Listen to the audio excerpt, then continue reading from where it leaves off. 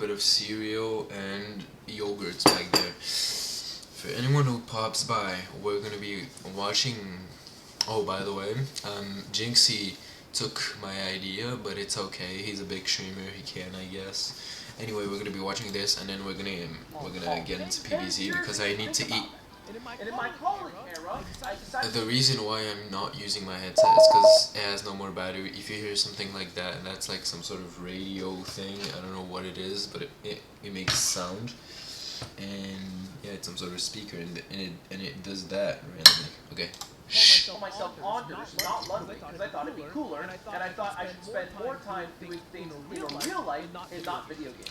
I've since gone full circle in the past 10 years, and I've been doing a bit of catch-up. I figured out what Skippity Toilet is, I've even played a bit of Minecraft, but I've never dabbled into the world of Five Nights at Freddy's. So today, boys, the plan is simple.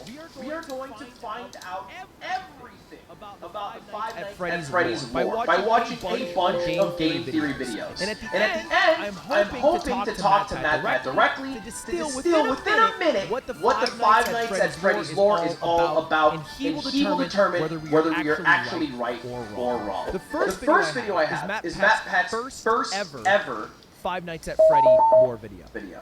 I thought it'd be kind of interesting to watch them. Then we have Matt Pat's Ultimate Timeline, which is a series of four different videos. And I know this one is probably mostly not valuable, but I think it'll be interesting to watch the first theory. Because I'm pretty sure this video that is damn near 10 years old kind of kicked off the idea of like really dissecting Fnaf lore. So this is the game I played. I remember playing this game. Oh my gosh. I am so scared right now. Oh god! I think I'm going to get as intense. Okay, I'm gonna actually end it all, Matt Pat. I cannot handle the static being 8,000 times louder than your quiet voice. I can't handle it.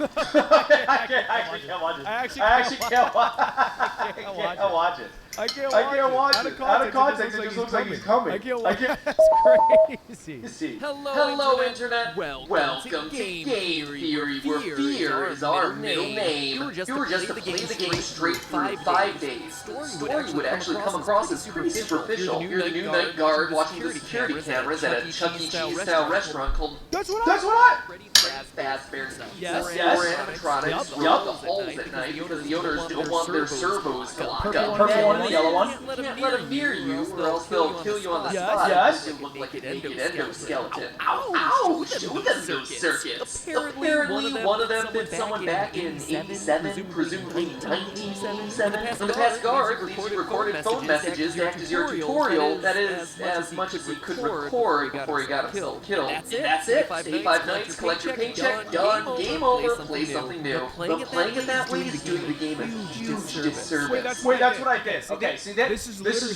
he just recapped what I recapped all in Five Nights at Freddy's. And now he's saying I'm a big dumbass for that. Okay. Here's the rest of the story. Freddy Fazbear's Pizza, once a popular restaurant, fell into hard times when 5 children went missing there after being lured to a back room by a man dressed in a character costume. Though a suspect was caught and convicted, the bodies of the children were never recovered. The pizzeria was also threatened with shutdown due to sanitation complaints. I'm sorry. An employee dressed as a character lured 5 kids and murdered them, and they almost got shut down due to sanitation complaints? Our priorities are backwards. Who gives a fuck about the sanitation, buddy? What is much bigger deal here? In addition to the core 4 robots, Chica, Bonnie, Freddy, and Foxy, there's also a Chica, Bonnie, Freddy, and Foxy. Unofficially referred to as Golden Freddy. According to the game's creator, the claim Scott Coffin. There's an explanation for why the characters are haunted, but it's hidden within the game. It's indeed haunted by what we can only assume to be the spirits of the 5 lost children. So children who were murdered are the 5 animatronics. Who is your character? How's he fit in? Why does he stay for 5 nights when he's very clearly confronting the possibility of death? What more can we know about him? We're trying to go band for band, stack it up. Importantly, what is the complete story behind Five Nights at Freddy's? December 1993, Aurora, Colorado. 10 p.m. Tuesday night at a local Chuck E. Cheese. After a family birthday party runs long, manager Margaret Kohlberg, teenage employees Sylvia Crowell, Ben Grant, Colleen O'Connor, and Bobby Stevens are forced to stay late to close up shop. But as Margaret tallies receipts in the back, Bobby scrubs down the kitchen, and the other three work outside of the main arcade. Unknown to any of the five, there's actually a sixth person locked in the building with them, waiting silently in the darkened restroom. A 19-year-old named Nathan Dunlap. Is this real? Is this real? Is this real? For that year, Nathan had begun working there as a cook, dough master, before getting fired in July after a disagreement over his hours. Now, 5 months later, he's back. Dude.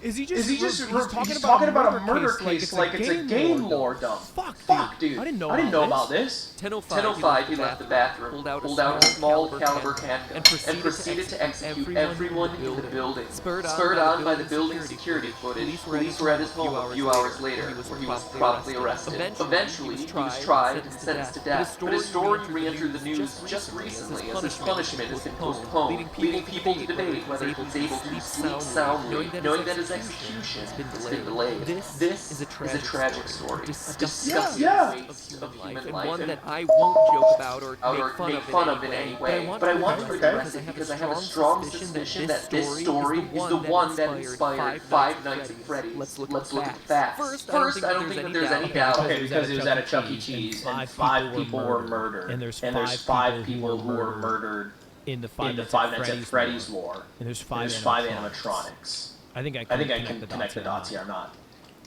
I'm not dumb. So five victims, 5 suits. Seems like a slam dunk. Sure. Nowhere does it say that all 5 were murdered. Only that they were missing and couldn't be found. Also, the trouble a lot of people have with this theory is Golden Freddy. Why is that guy so limp and lifeless? So unlike the others. It's weird. Until you go back to the real-life story.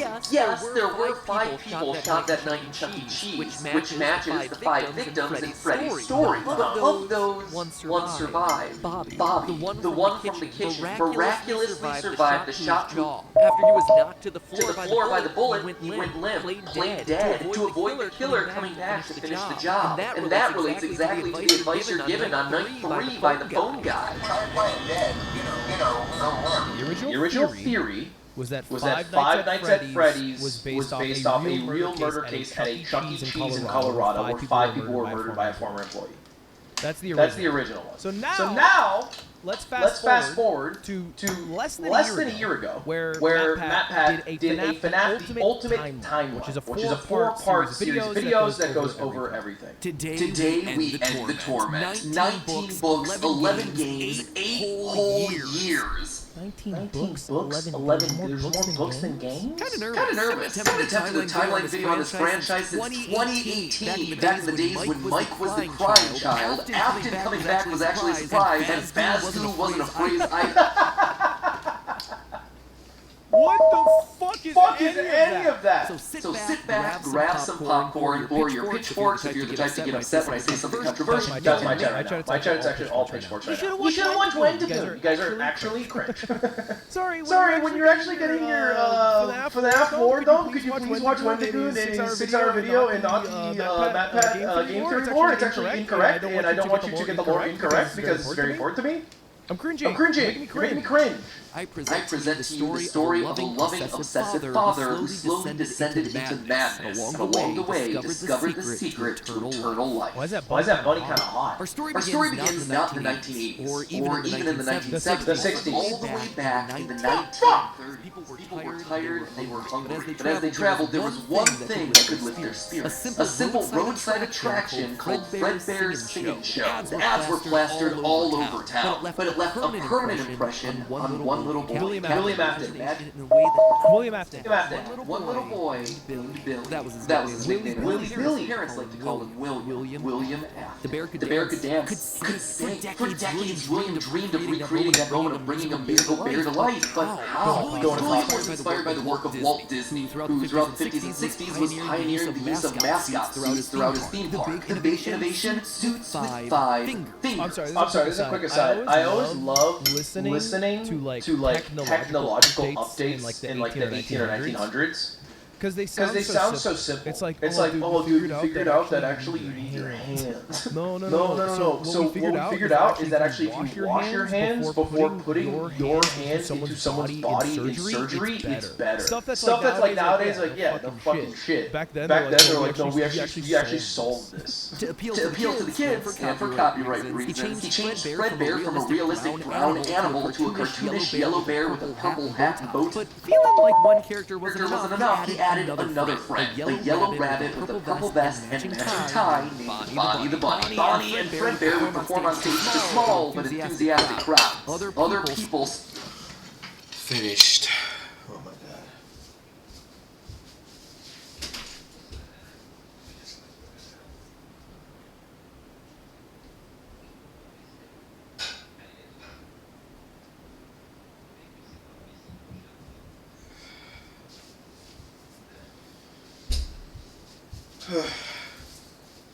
Bro, I'm gonna throw up.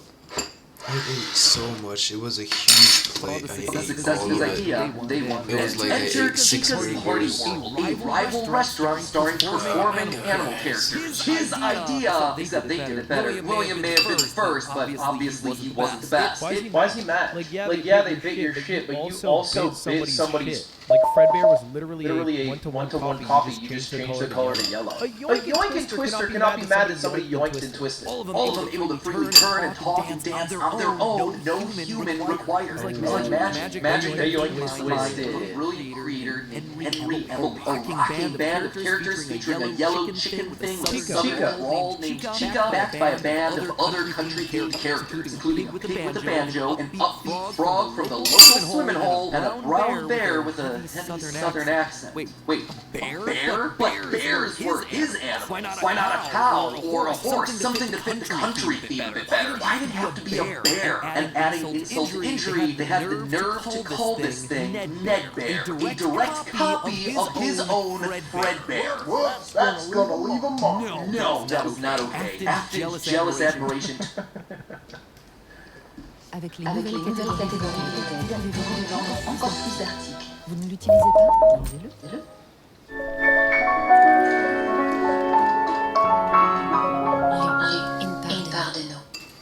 Okay. Alright. You know what? That's a little more dog. Eventually his restaurant would go bankrupt, only to get bailed out by, of course, Henry Emily. Another insult. Another humiliation that William wouldn't soon forget. He was humiliated that he could have just rejected the offer, but okay. He was humiliated. No, I guess I get that. That would be humiliating. With the two franchises now merged into one, it was the best of both worlds. Afton's ideas with Henry's robotic expertise. It's a decided to launch under a new name, Fredbear's Family Diner, a pizza chain that would eventually come to be. And he gets naming rights. And he's still mad? Like William, grow up! They decided to stick with Fredbear as the headliner, considering the yellow bear was easily identifiable as a brand because he was the original performing animal mascot, Afton appreciated. In 1983, Fazbear's Pizza launched, given a dedicated home to all this new supporting cast of characters. Chica the Chicken, Bonnie the Blue Bunny, Foxy the Pirate, and of course the headliner, Brown Freddy Fazbear. Business was good. Okay. So the original location has the Golden Bear. Then they made a spin-off called fucking Fazbear's fucking. And this is the game I know. It did bother him that the one original character that he created, the one that he himself played, Golden Bonnie, got passed over for inclusion in that cartoon show. The only character in the roster of regulars to get ignored for the show, but he's actually so fucking whiny. I'm like getting annoyed. But other than that, things were going smooth. He had himself a wife, 2 sons, a daughter. He had a thriving business, and best of all, he was able to learn the craft of robotics from the man that people loved and hated. I feel really good about part 1. And Henry Emily, I will say, sounds like the GOAT. You know, fucking really crafted his own original place inspired by something.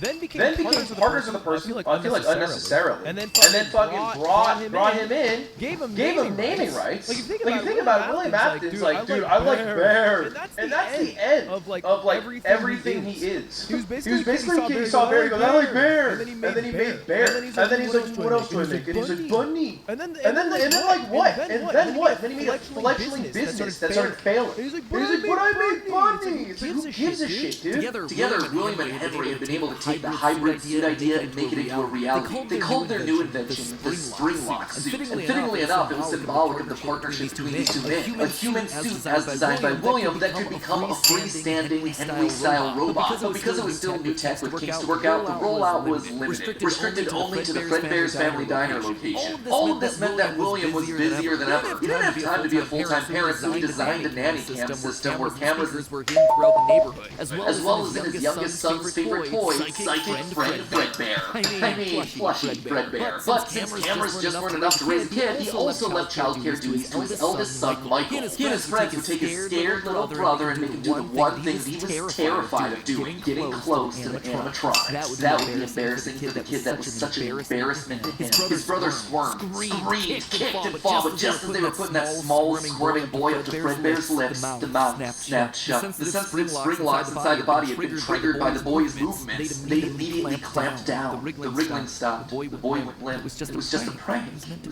be funny. As the younger brother's consciousness began to fade, you could hear Michael's last words, a small and flimsy apology. But his father, William, through the voice of the Fredbear plush, were a firm and committed promise to a dying son. You're broken. I will put you back together. This... You wasn't even there? It would just take time that right now he just didn't have. His young son's heart flatlined. The boy faded into the inky unknown of the afterlife. What do you mean you don't have time? He's dead now. The death of this little boy sent the family spiraling. His wife, crippled with grief, was so distraught that all she could do was sit and watch TV. But his son Michael was far worse. Some nights Michael would even go so far as to break out of his room to check the gravesite and ensure that his brother was still there. As for William himself, he disappeared into his work and his drinks. Junior's, the local bar, wasn't far from his son's gravesite. He found himself going there more and more frequently, spending longer and longer amounts of time there. The bar gave him a place to think, to remember, to reflect and stew on how Henry had stolen his idea for an animal-themed restaurant. You're still on that! Are we being fucking for real? Your kid died and you're still on that! That's crazy! William Afton is like the least intelligent character I've ever come across, ever. Like actually just like 99% petty, like 1% stupid. Henry had taken his son from him. What? Henry took his son. Aren't you the one who wanted to innovate on the animatronics and make them partial human, partial fucking robot? William ordered one more drink, but it was one too many. The bar turned him out and told him to go home. But William didn't go home. Drunk and angry, William raced back to the restaurant to give Henry a piece of his mind, only to find someone else waiting. Henry's daughter, Charlie, locked outside of the building. This was his chance to get back at the man that had humiliated him all those years ago. No, you're not gonna kill his daughter because your son died and somehow you conflated your son's death to be the fault of Henry when it's actually your fault being a negligent parent and allowing your eldest son to raise your youngest child improperly. There's no way that's gonna happen. While parties continued inside the walls of the pizzeria, William attacked Charlie in the back alley. It felt good. He felt free. Charlie's death would remain on the books as a random act of violence. And though Henry has this about William, there was no physical evidence. Nothing that could link him back to the crime. This is crazy. It's so unbelievable that Henry's like, yeah, no, I think my business partner killed my daughter, but like, you know, we just gotta keep working together, honey. Like, business is booming. You know, it's like if you even had a slight inkling, you're like, just like fucking, you know. Move! You gotta leave! In the weeks that followed, Fredbear's Family Diner would close for good. Two high-profile deaths around the restaurant with two grieving owners in such a short period of time was just too much bad press to handle. Besides, Freddy Fazbear's was still open, and it was a newer restaurant anyway. All the equipment from the diner, including the old yellow security puppet, would get retired to that location. And while Henry slowed down to grieve, Afton kept going, even starting his own company, Afton Robotics, for all those pet projects that were a little bit too experimental for the regular operation operations of the pizzeria. The first of these experimental projects was a secret workshop under his house, a veritable bunker, which allowed him to work while still monitoring his kids. Hidden security cameras. One. Am I crazy? Why does he give a fuck about monitoring his kids? Who is he lying to? Because one died. He saw it on camera. And you know what he did? He said, "Oh man, yo, sorry dude, I'll fucking like try to help you out later on." It did nothing.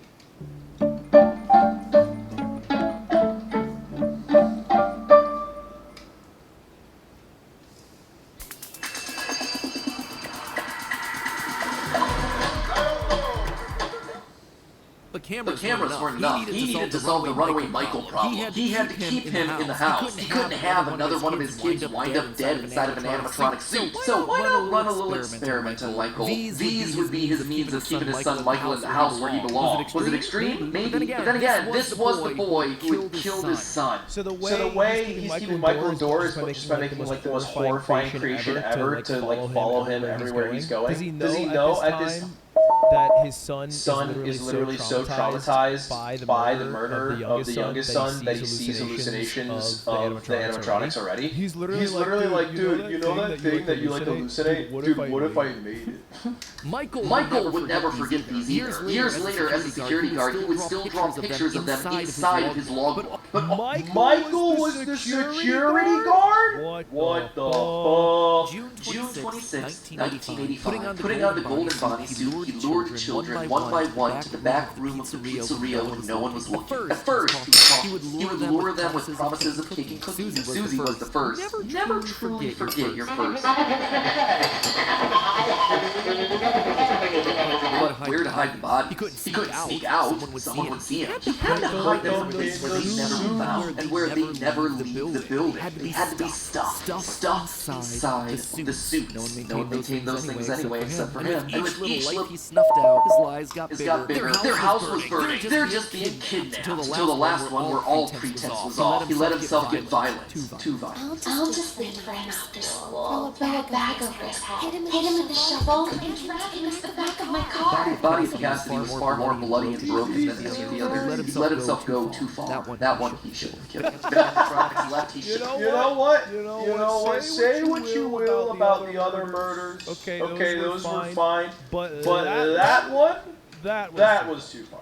Police would even charge William with the crimes after finding security footage of the golden mascot suit luring kids to the back, but they couldn't convict him. They had no bodies, and his face had been hidden behind the mascot suit the entire time. What they had was circumstantial at best, so he walked away free man. Really? Would that hold up? I don't know, I'm not a fucking lawyer, but I feel like if I had video of a guy in a mask who lures children back there, and then every single child lured dies, to be like, Your Honor, anybody could have been wearing the mask. Henry knew the truth. In these murders, he saw his daughter Charlie all over again. So he threw Afton out of the company and shuttered the doors to the old pizzeria. Henry would keep the franchise quiet for 2 years. This would not happen again. How could he protect the kids? Finally, he developed a solution. He would implement an even more extreme security system in the form of new animatronics. Toy animatronics, inspired by the toys that they had been selling years ago. So Henry Emily's like, dude, I think my fucking co-owner is like murdering all these children. What do I do? I'll make a toy. Like what? Buddy didn't think like, oh, you know, what if I fucking like get him arrested? Because if he's not around, then the kids probably won't die. Here's the thing. If I was fucking convinced that Aiden had murdered 5 children, and not only 5 children, but more children, one of mine, I would take him out vigilante style. I wouldn't be like, let me make Gizmo and a gadget. And the new and improved Freddy Fazbear's Pizza was making headlines in local newspapers. Headlines that just so happened to catch the attention of William Afton. Freddy's was back without him. That was his idea. His character. Henry was, yet again, trying to cut him out of the picture. No. That's crazy! That's crazy! You murdered 6 children! How is he still on the dude? What? You're doing a Freddy's without me? Like, how is he on that? Afton would go back, not as an owner or co-founder. He would go back in the one place.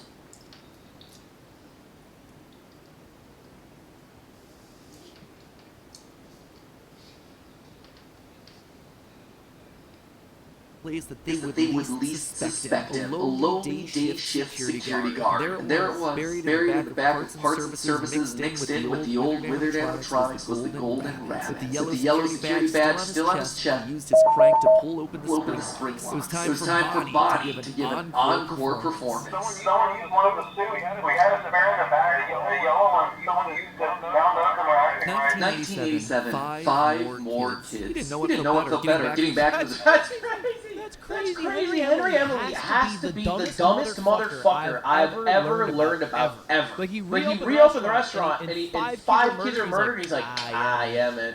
What can we do?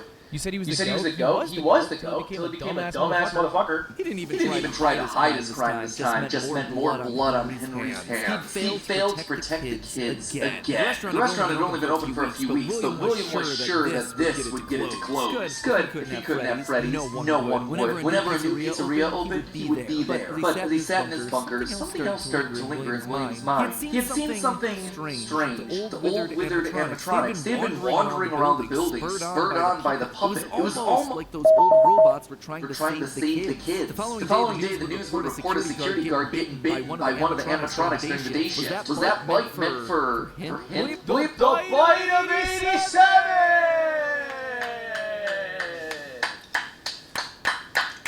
I don't know what it means, but it's exciting. This is it, baby. We are fucking learning now. He needed to create something new, something brand new. He needed to create his own pizzeria. Circus Baby's Pizza World. This would be the place where he could continue his work. No longer just murdering experiments. He needed a way of remotely capturing his victims and preserving them for his work. With that goal in mind, he designed a new breed of animatronic. They could incapacitate and contain them with zero direct input from him. It was brilliant. He was brilliant. First, Ballora was an homage to the woman who left him. Now, she would never leave him again. The second, the titular baby, was designed with his baby in mind. Elizabeth, his youngest child. Daddy, I want to play with her. She's so pretty and shiny. The day before Circus Baby's Pizza World opened, she disobeyed. She didn't listen. Left alone with Baby, she got too close. The animatronic ripped in half and swallowed her whole. Scared?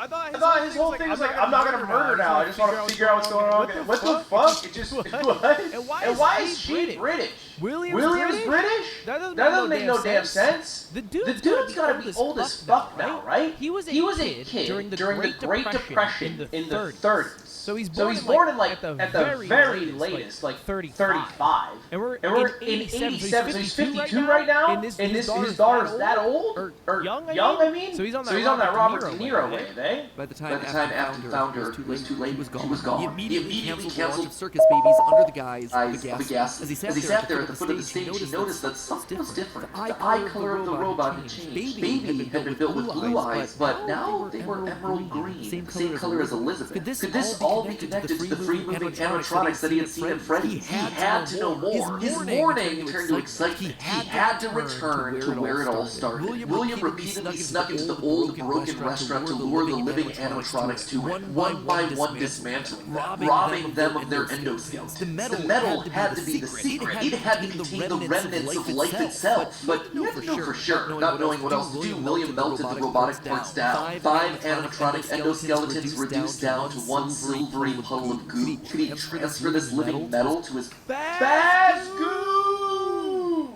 He picked up a syringe and filled it with the molten metal and injected into Funtime Freddy's twisted, wiry endoskeleton. And suddenly the coils came to life, like snakes writhing in a pile. What had been cold, lifeless metal moved and jolted on its own. He'd done it. He had unlocked the secret to life itself. Except something was clearly wrong. The movements were erratic. They were violent, angry. Baby didn't act this way. She had been calm, collected. This was clearly something else, something mindless, frantic. As he searched the old pizzeria one more time for any remaining scraps of metal, the ghosts attacked. His past victims come to collect their due, all led by Cassidy. The 5 lined up and blocked the door. He panicked as Cassidy approached. How do you stop something that's already dead? Maybe with the thing that resulted in their death in the first place. He would get into a suit like old times. He would regain his power over them just like the day that they died. He was the genius. He was the one in the suit. He was the one in charge.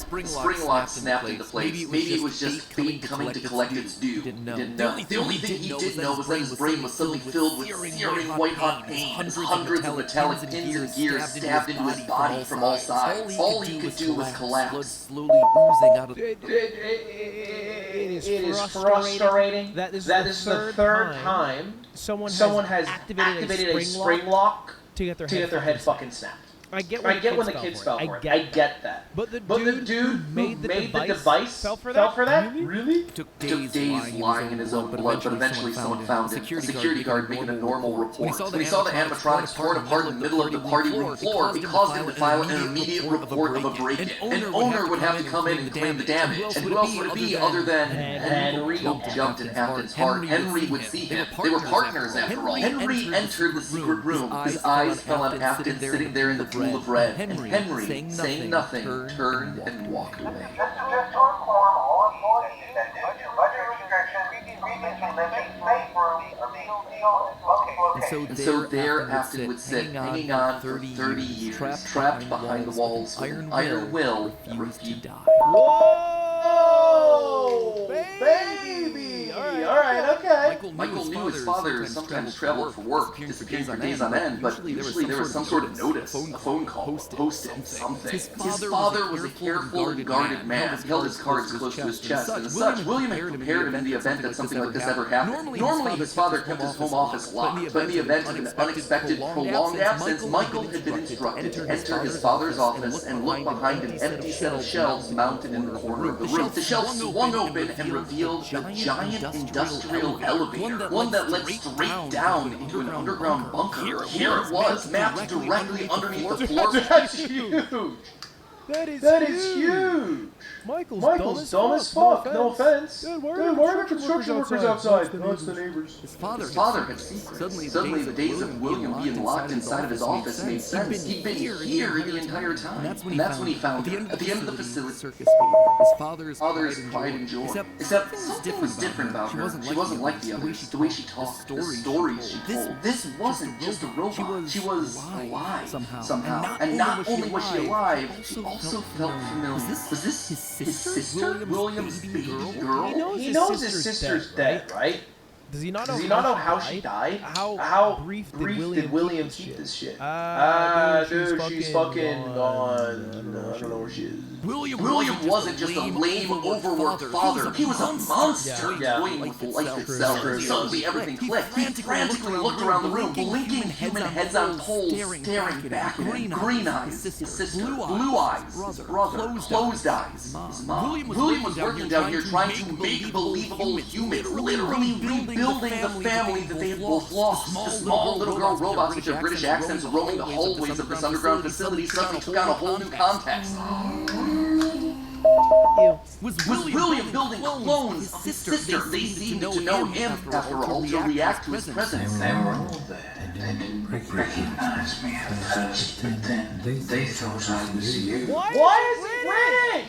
It doesn't make any fucking sense. I know I've been saying this. It literally makes no sense at all. Led by the voice of the circus, he marched through the now empty halls of the Funtime Auditorium. He would lead them, he would protect them, and finally he would be able to forgive himself for the killing of his brother so many years. Pâté pour chat, des deux mains avec Amazon Prime. Vous voilà l'esprit léger. Vous pouvez vous consacrer. That violent extraction arm? Michael had seen that one in the pile of blueprints. Something about heat rendering the magical silver metal inside useless. In reality, prior to getting himself spring-locked and put behind the wall, William's methods had become increasingly sophisticated with a mechanized arm. Finished this too. This is really interesting, even though I already saw it, but actually I didn't see this one.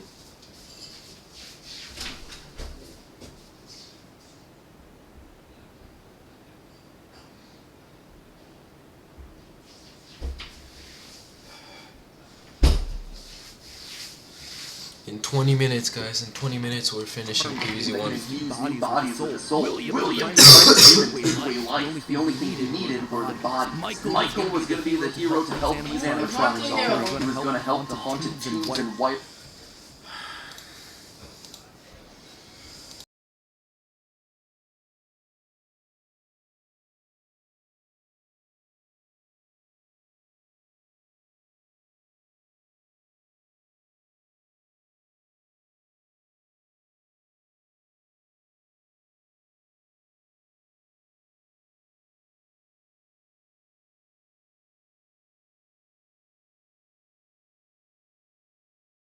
small incidents. Okay, let's finish our video so we can get to the There's game. these animatronics escape, just not the way that he anticipated. His sister had lied to him. Another game of pretend. The scooper plowed forward, digging its scratching arm into his body. As he heard his bones ripping through his flesh, Michael blacked out. Something is wrong with me.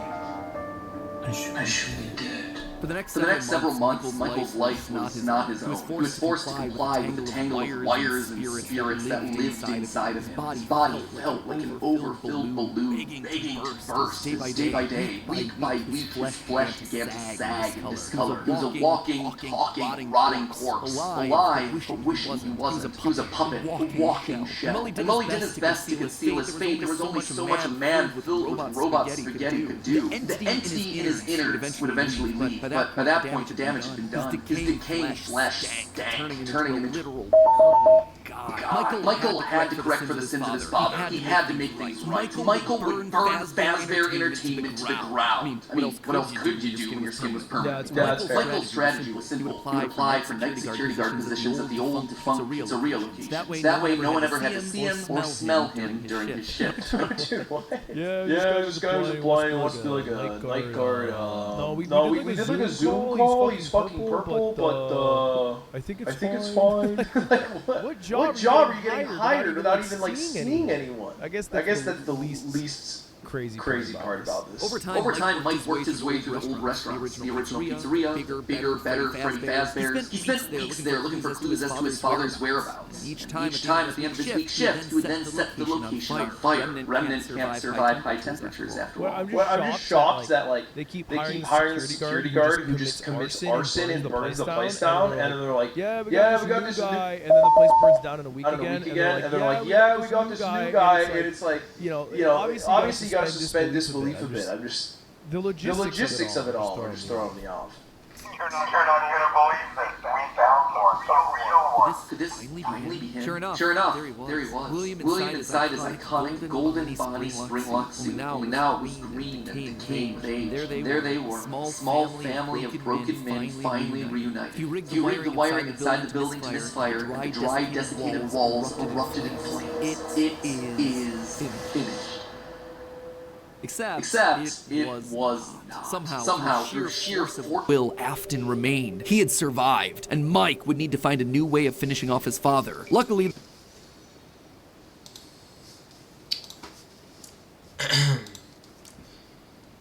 well, it turned off. Let me connect my headset.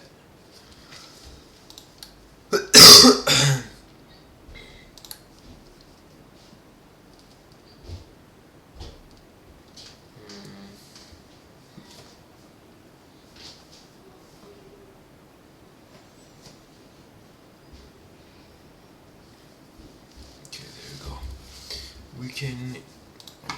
Is it? Oh wait. Okay. It works. He rigged the wiring inside the building to misfire, and the dry, desiccated walls erupted in flames. It is finished. Except it was not. Somehow, through sheer force of will, Afton remained. He had survived, and Mike would need to find a new way of finishing off his father. Luckily, the solution would present itself later that year. Not from Mike, but from another victim that had been left in his father's wake. The only person who legally could bring the franchise back was Henry, but he'd largely pulled out of the franchise around the time of his father's disappearance. Something was up. Mike, doing what he did best, applied for a franchise and immediately got the job. Dude, it's crazy he's purple. I'm sorry. It's crazy he's like purple and like basically undying or like an undead, and he's just purple. And he's just like, yeah, I'm purple. I've been purple for like a decade, and I've worked at like 8 different Freddy's. Like, and he's got no bones. It's so weird. It took a few nights, but eventually everyone was there. His father, the puppet, the robot spaghetti that had once violated his body, and his sister, the hopeless father, the puppet, the robot spaghetti that had once violated his body, and what a sentence. What a sentence. The robot spaghetti that violated his body. The fucking robot spaghetti. What we found out, look, is that, like, although we're watching this story unfold from the perspective of the Aftons, there's presumably a different story being written from the perspective of the murdered children, and they still are stuck in these robotic bodies with some level of consciousness. He had been instructed to seal the doors and leave, but while he locked everything down, he didn't move on. If this was truly meant to be the end, if the remnant needed to be washed away, he needed to be a part of that. Although there was a way out planned for you, I have a feeling that's not what you want. I have a feeling that you are right where you want to be. And to you monsters trapped in the corridors, be still. Although for one of you, the darkest pit of hell has opened to swallow you whole. So don't keep the devil waiting, old friend. And with that, ooh, what a bar. The Afton legacy died with all of them trapped inside of a literal box. As the flames danced around the office, Mike, for the first time in decades, was happy. But William wasn't gone yet. Although the darkest pit of hell was open and waiting. They've burned down 2 restaurants now to kill him, and you're just like, you know what? I willed me to still be here. Like, what? Without warning, animatronics, both new and old, began to jump out at him, bite him, rip him limb from limb. The pain was immeasurable. Make it stop. Make it stop. William, for the first time, longed for death, an end to this torture. So this is just a game, right? I'm assuming. So, like, sometimes I feel like, oh, that's lore. And then sometimes I feel like a game was made, and you have to make it make sense in the lore. And this is one of those times where I feel like there was just a game called, I guess, Ultimate Custom Night, where William Afton is getting, like, especially fucked on by every single doll to ever be made. And then you have to, like, make that make sense in the lore. Cassidy was so focused on taking revenge, they actually did the one thing that would be the downfall for so many others. They kept William alive. Even though fire should have destroyed the remnant that was coursing through his being, Cassidy kept William breathing, paving the way for his escape. The last 2 episodes have been about death. The death of Afton's family, the deaths of multiple children, the death of the franchise itself as Mike and Henry figuratively and literally burn it all down. Today's episode, though, and the current end of this franchise, is instead all about rebirth. The return of old characters in new forms, and the controversial rebirth of a franchise entering the next era of its story. The company was outright dissolved. Even the memories of the horrors that had happened there started to fade away in the public consciousness. The people were gone too. William was dead. Henry was gone. A whole generation of young Emilys and Aftons had lost their lives to the horrors of the pizzeria. All of them collateral damage to the man in the bunny suit. Everyone the company had ever touched was dead and gone. Well, all except one. Clara Afton. She'd been there in the early days, back when things with William were Clara. good. They'd had the perfect home. William had become distant, lost in his work, obsessive. She had watched him change from this irritatingly brilliant man that she had fallen in love with to a drunken monster struggling to hold himself together. She had to leave the relationship, and from there she largely faded into obscurity. A mystery from William's past, a footnote in his history, and that was fine for her. And now, as a shareholder and sole living member of the Afton family, all copyrights and trademarks of both Afton Robotics and Fazbear Entertainment passed on to her. Memories of this past life that she had long left behind. Looking at the blueprints, the contracts, the memos, she felt old wounds begin to reopen. William had always been brilliant. That's what had attracted her to him in the first place. But he'd also been too blinded by that's crazy, because William was actually the dumbest motherfucker early on. He was actually stupid as shit. He just liked bears. That was literally his whole character, is he liked bear. I will put them all back together. She would be the one to rebuild this family, to rebuild the pieces of that shattered life, to reclaim the kids that Fazbear had stolen from her. But how? Looking at William's work now laid out before her, she knew that he had been onto something, collecting remnant, robotic humanoids, digital conscience transference. The pieces were all in place, they were just scattered. With ownership over the characters, their licenses, the technology patents, and the Fazbear name, she converted the corporation back to an LLC, a structure for smaller businesses that are usually... I love when the lore gets into the nitty-gritty of corporations and how they're registered. Profitez des prix d'un hypermarché sans vous déplacer. Chez Picnic, c'est ce qu'on appelle faire les courses mieux. En quelques clics seulement. From there, she would need remnant, and lots of it. Remnant was the key. To get the remnant they required, it needed scale. Dozens, hundreds of animatronics, all out there, all gathering remnant from unsuspecting customers. But to do that would require help. And with meal delivery apps being all the rage, why not an animatronic delivery service? Order one to celebrate your birthday, your Halloween party. How about a 4th of July picnic? That's right. With the Fazbear Fun Time service, you'll never be alone again. You'll always have someone watching your back. Was it ridiculous? Absolutely. Was it a sellout? He's in the universe? In a how are they collecting the remnant? Via murder? Is she not like... I didn't think she was a psychopath, but all of a sudden she's a psychopath now? There was just one problem with it. No one trusted the Fazbear name. The company's brand was still mud in the public eye. So she needed to find a way to discredit the stories that had come before. How do you do that? She needed to win back the public's affections, reactivate Misinformation some nostalgia campaign. for the spooky stories of their childhoods. She needed a game. Struggling game developers were a dime a dozen online. So she found one. Steve just picked him out of obscurity. Is that the actual game dev? Did he put himself in the fucking game? He put himself in the fucking lore? Freddy Fazbear's was suddenly more popular than ever. Things were going shockingly well. Her takeover and reboot of the franchise was full and complete. Suddenly infused with cash, she built the largest, most ambitious project yet, the Mega Pizzaplex. March 2035. 2035? What is she, 100? Her husband was born in the 30s. How fucking old is she? She'd seen down in his bunker that William had gotten very close to replicating artificial humans using animatronic technology. And so that's exactly what she would do. Rebuild her boy from the ground up using robotic parts. She knows how to make fucking robots now. Okay. She worked down in the bowels of the Pizzaplex, giving him life. But it was one thing to build him. It was another to help him remember his identity. He died so young, so early in their history that there was no... He died literally 50 years before then in the 80s. Even if you put a spirit inside of him, he's going to come out and just start saying slurs. Everyone in 2035 is going to be like, whoa. Your kid is problematic. At first, he could only communicate through simple ones and zeros, then rudimentary drawings and crude letters. Yum. But bit by bit, next was William. If the family was truly going to be put together, she would need him. And she knew exactly where he was, in the ruins of that old Freddy Fazbear's pizza place where Henry had trapped him. Digging through the wreckage, she found him. He was right where she thought he'd be. Seeing the putrid shell of the Springtrap suit, though, was not something she was prepared for. The rotting corpse of William Afton was disgusting. The guy has to be mewing. Look at the jaw.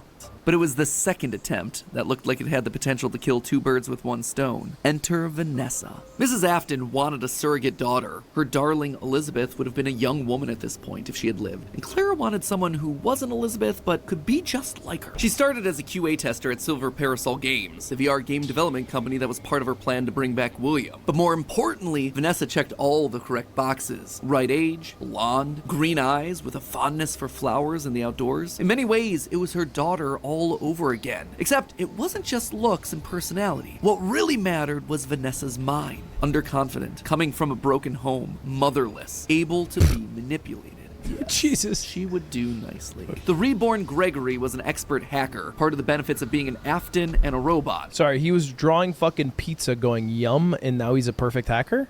So Clara had him keeping tabs on Vanessa, hacking into her emails and trailing her therapy sessions to ensure the future Elizabeth was falling in line. But it was her last move that was the best. In a true masterpiece of poetry, she brought Vanessa over to be chief security officer at the Pizzaplex. All that was left was Michael. Poor Mike. The boy that killed her youngest. The one that would spend years trying to make his guilty conscience right again. A self-professed protector. While she knew she needed him to complete the family, something told her that the problem had already solved itself. Maybe it was the spirit of Michael living on as a protector, but he was there, somewhere inside of Glamrock Freddy. She could feel it. And just like that, she'd won. She'd done it. So she didn't do anything for Michael. She just kind of tripped into Michael by accident. Glamrock Freddy was just like kind of like Michael. And she's like, yo, wait, no, Michael's good. Actually, we don't have to do that one. We can skip it. Okay, that's great. That's how it could have ended. That's how it should have ended, had it not been for a few unanticipated developments. No. For one, something was just wrong with the Pizzaplex. It was as though a guardian spirit of the past refused to move on. As long as her husband was around, it too would linger. Only now, it wasn't just in one body, but it was in the essence of the building itself. She had seen stories of houses built on burial grounds getting possessed by angry spirits, but she'd never assumed that it could be real. The idea that fire somehow destroys Remnant is just dumb. It destroys Remnant if they want to go away, but they can also just be like, I ignore it, smile face, and then they just don't go away. No, sorry, I ignored it. I became a pile of wires, but now my wires have just actually gone into other bodies now. Sorry. But a blob of living wires could be heard oozing through the walls, stealing pieces and parts of the old animatronics showcased in Rockstar Row. She could only assume that it was a byproduct of all the remnant they'd been collecting. Perhaps this thing was an amalgamation of all the darkest parts of the pizzeria's history, a collection of the hatred still housed inside these defunct endoskeletons and exosuits. As long as it was left alone, it seemed to be harmless. But if any Afton outside of Michael got too close, it would lash out wildly. All right, okay.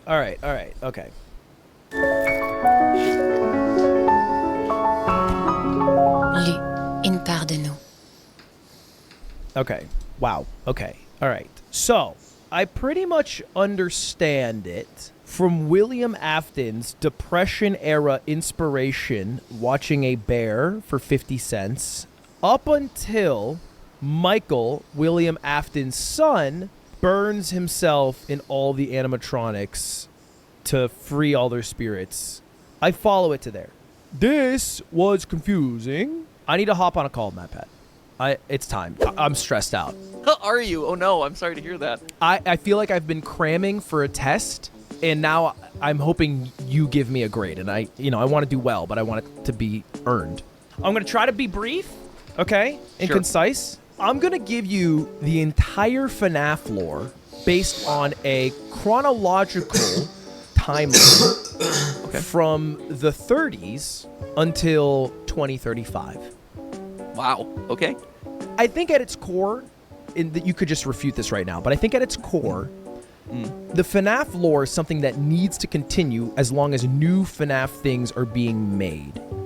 Mm-hmm. And so I would agree with that. It's an evolving thing, right? It's not like a static thing that was made at one point and we are seeing through all the way. Yes, and I think to your credit, I mean, you already understand the thesis of it, right? Which is FNAF lore is an entity that has changed, I would say, probably 3 solid times over the course of the franchise's history. So you, at this point, you could probably say mostly anything, and there's a chance that you're right at some point. Okay, all right, Matt, I'm just going to jump into it. Ready?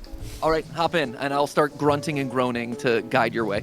This is the entirety of FNAF lore from me, Ludwig, a guy who learned about FNAF today. And it all starts with a boy named Billy in the Depression era in the 30s who liked bear. And William liked bear so much that he decided to make a bear suit restaurant. And then somebody else sees that, they yoink it, they twist it a bit. And that guy's name is Henry Emily. William gets a bit jealous, he does, and his business fails. So Henry helps him get out of bankruptcy and they become business partners. William's like, I gotta put my pedal to the metal. I wanna catch up to my business partner and my rival. I wanna learn how to make a robot. The Springtrap fucking boom!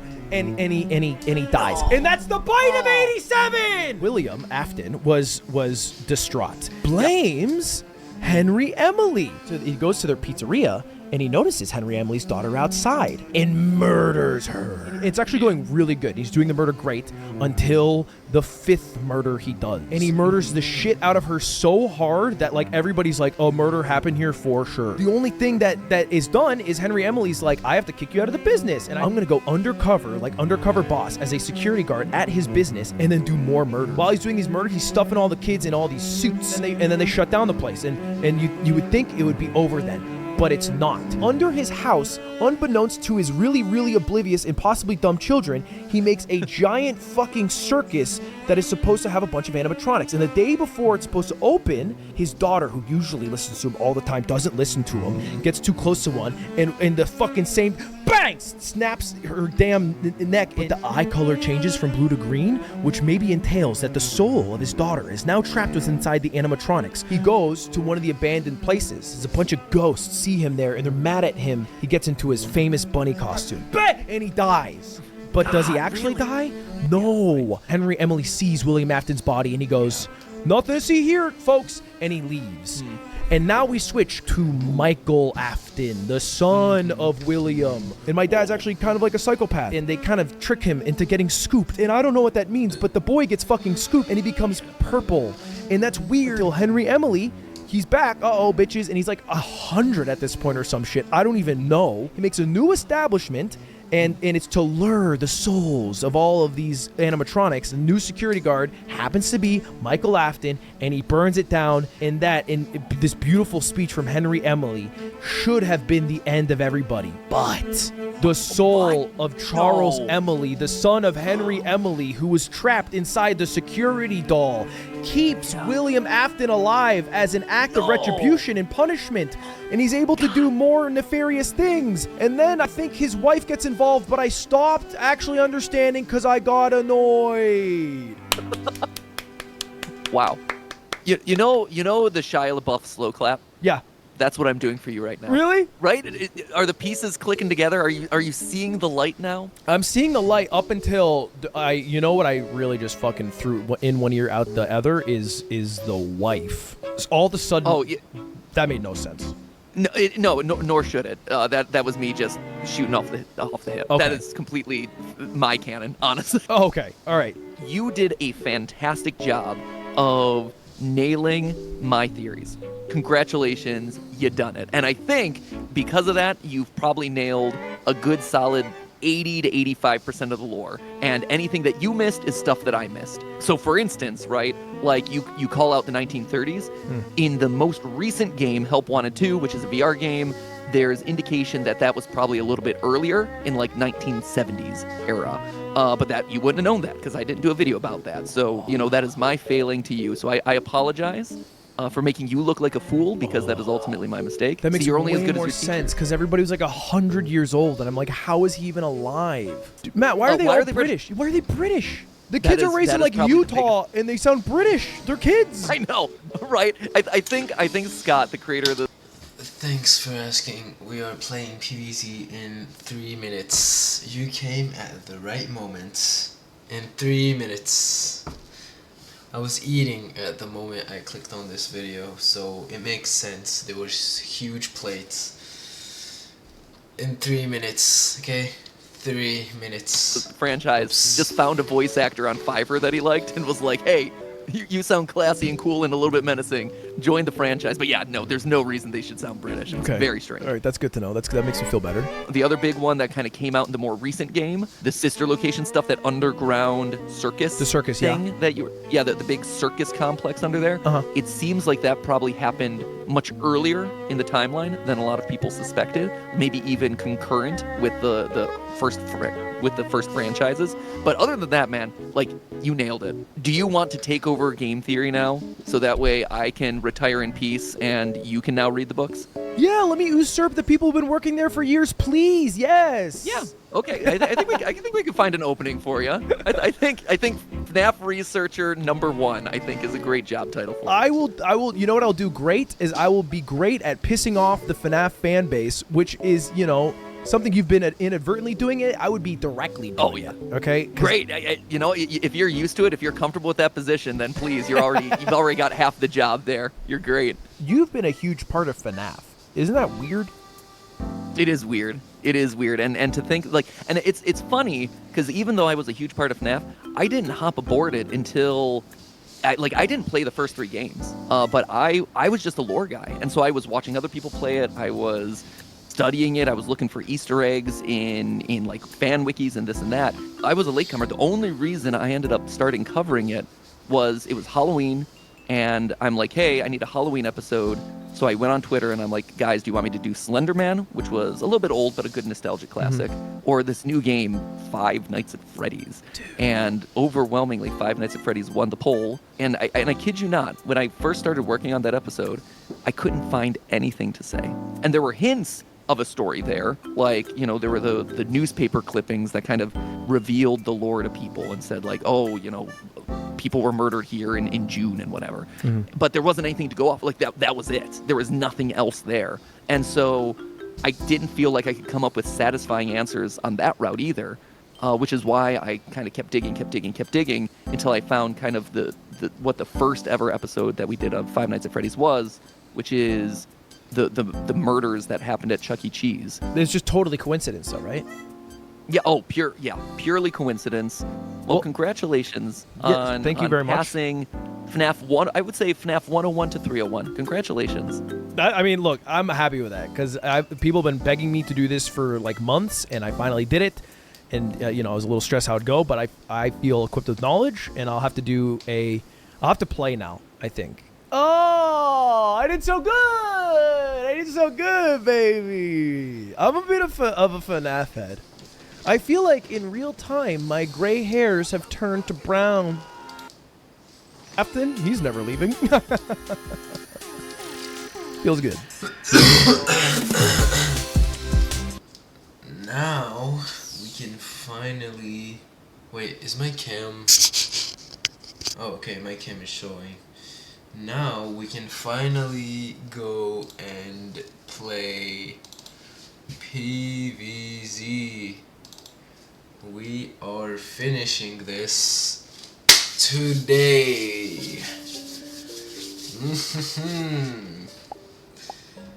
Let's do this.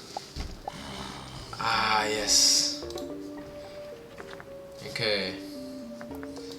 What did I? Oh yeah, I bought the thingy shroom.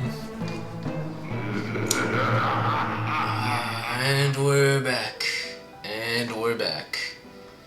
Wait, it was the smoke thing? No, I hate this level. We're back at it. Well, I chose the Gloom Shroom. I wanted to pick the Cattail or the Pea Shooter upgrade. I forgot Gatling Pea, but a guy in chat told me not to. So yeah, take the blower. I'm gonna take the lily pad.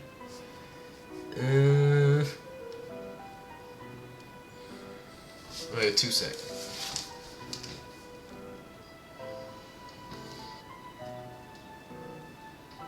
Okay. I thought something was wrong with. Wait, let me double check. Okay. Everything is fine. And I will take. I will use. Starfruit and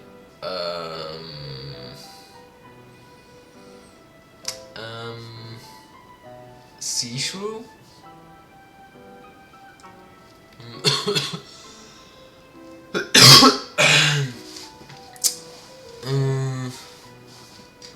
Let me do a scary shroom.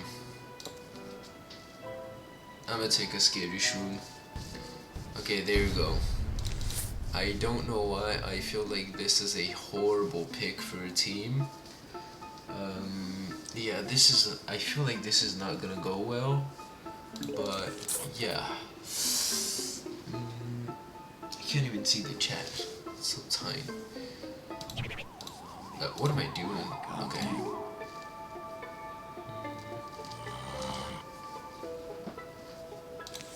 There's a zombie somewhere. Here? Nope. We're done. We're done for. This is over. I can't find the zombie. Oh no. Oh no. Maybe.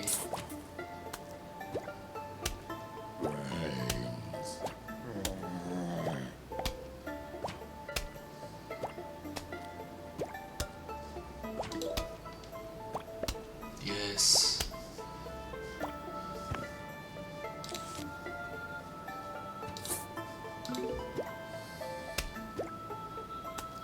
It's so hard to see them in the. It's so hard to see them in the fog. Okay, there's one down there. I feel like I should have put more.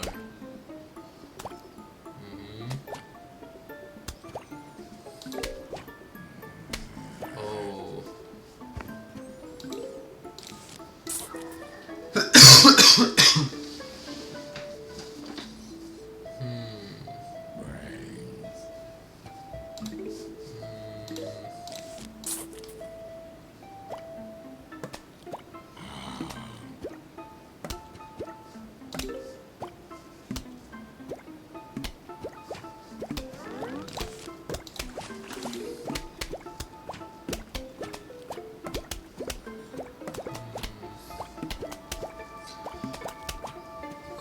out so far.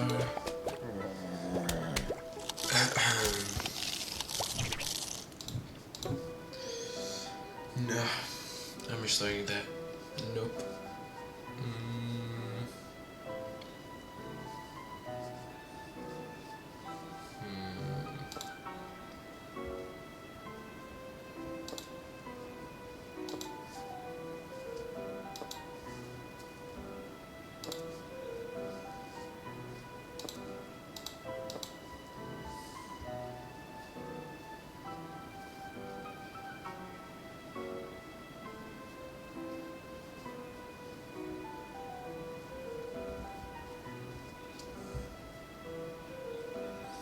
Yeah. I'm gonna use a lantern because it's just so impossible to play in the dark right here. I mean, not in the dark and all the fog. It's just so difficult.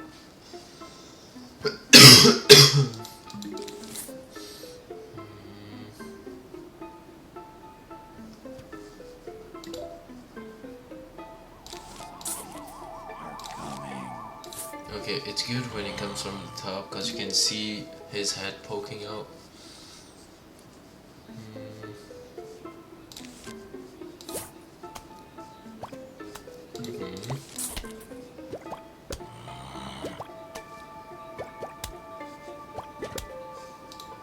Yes, money.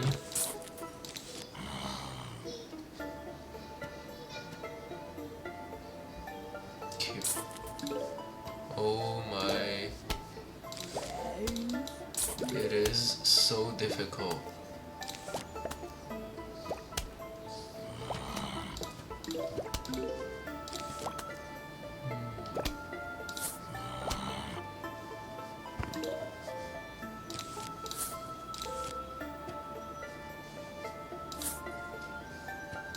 Oh, that is so much better.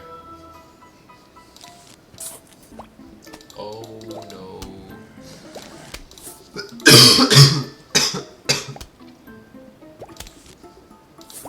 I need to deal with that quick. Okay, there you go, it's done. So yeah, I think we can deal with them.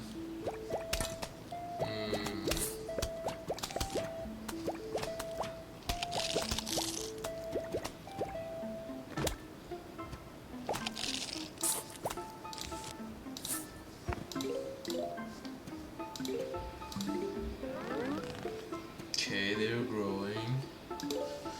That's good. Can do a gloom shroom on there.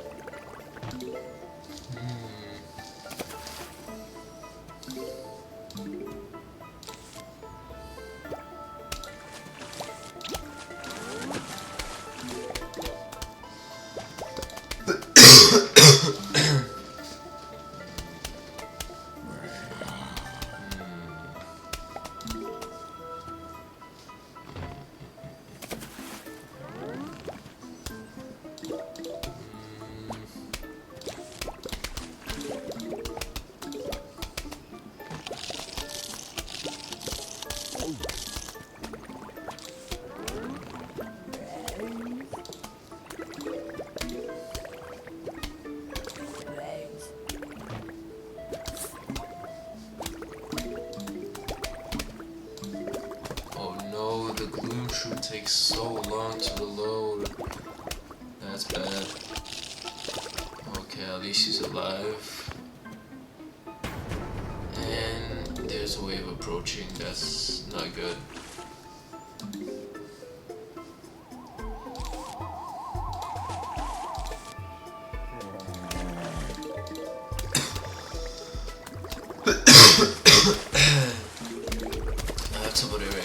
have no choice. I have no choice, it's a bucket head. Oh, this is bad. Oh no. A whole gloom shroom dead is disappointing.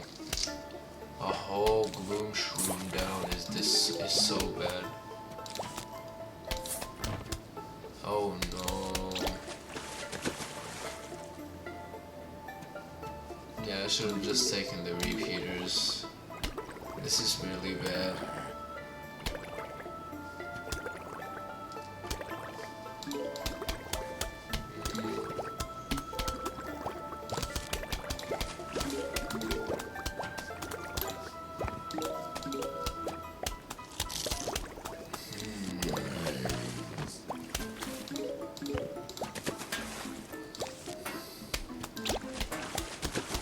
That's gone.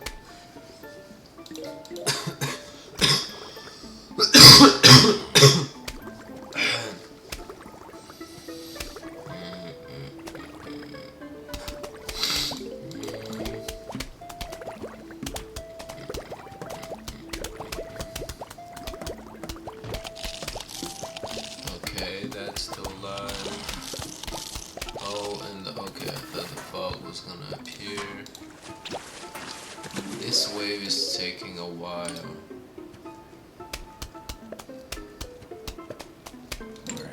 The damage is huge though. Let's place these down.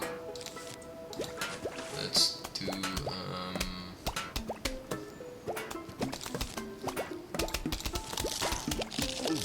oh wow, that's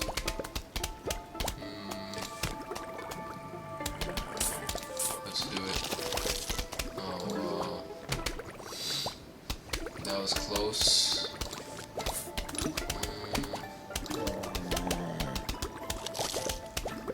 Okay, that is great damage.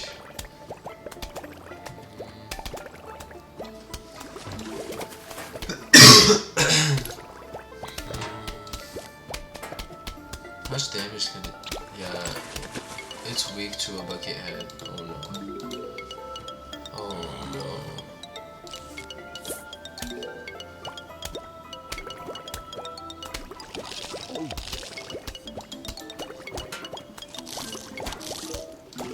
Good thing it didn't blow up.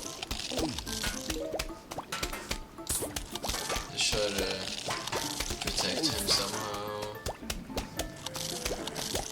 Wow. He dies after so long, even with all of that.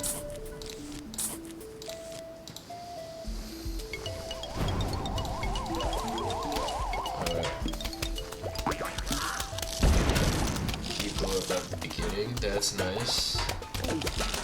Oh, okay. This is really bad. Does it work? Oh, I see. He's gonna die, I think.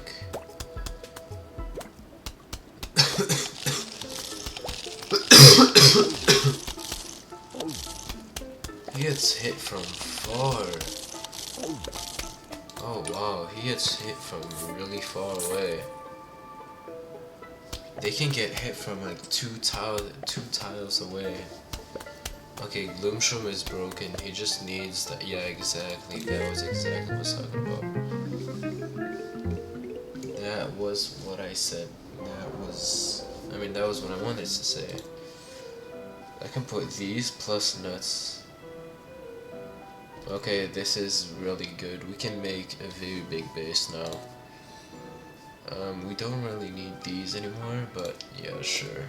These, this for sure. The lantern. And the walnuts. Okay, there we go.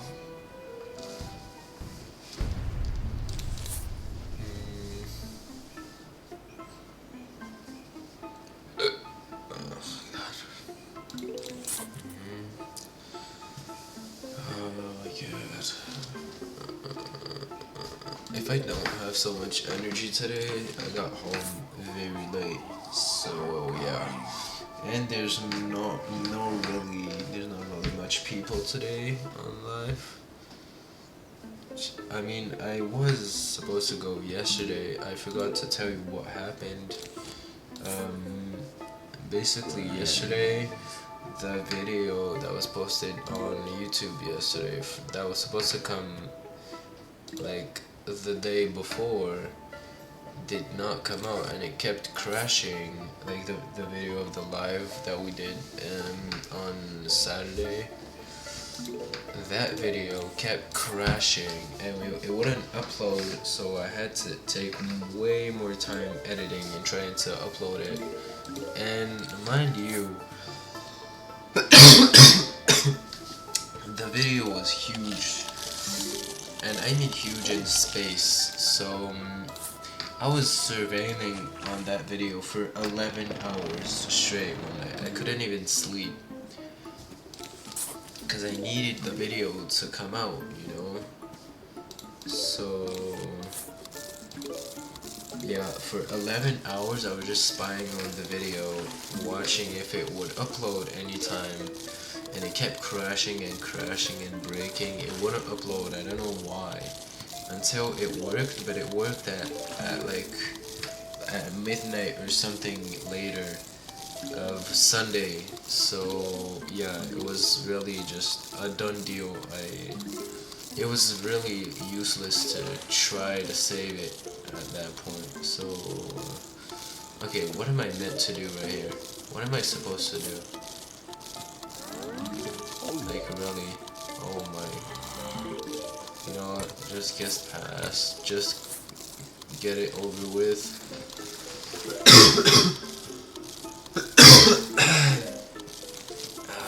Back here, we can already begin with our. Oh wait, it shouldn't be done. Okay, you know what? Let me restart the level. Anyway, the video kept crashing, so yeah, when it came out, I was already like, I immediately jumped my way to bed because I couldn't. After that, I was done for.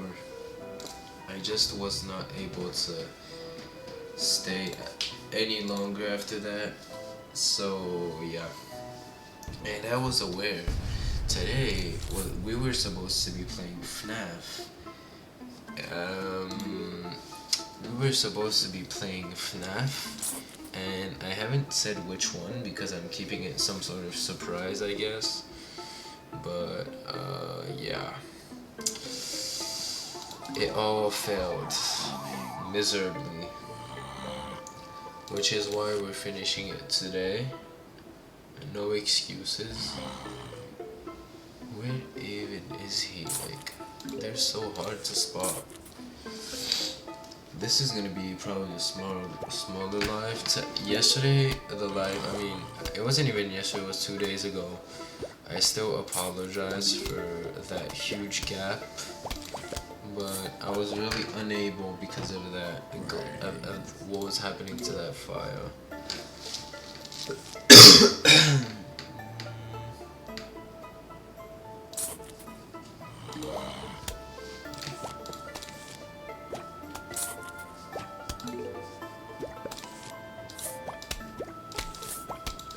So yeah, basically.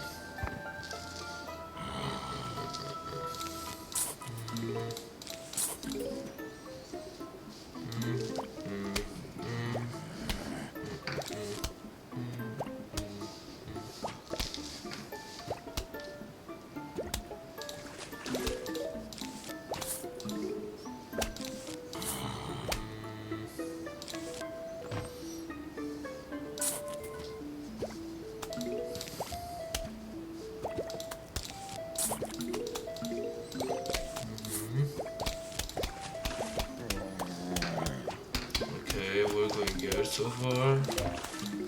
Everything's going fine. Okay, wait.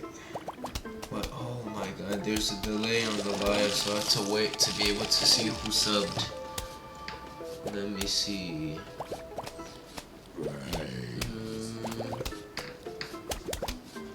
Wait, it doesn't even show. Oh, hey Noam.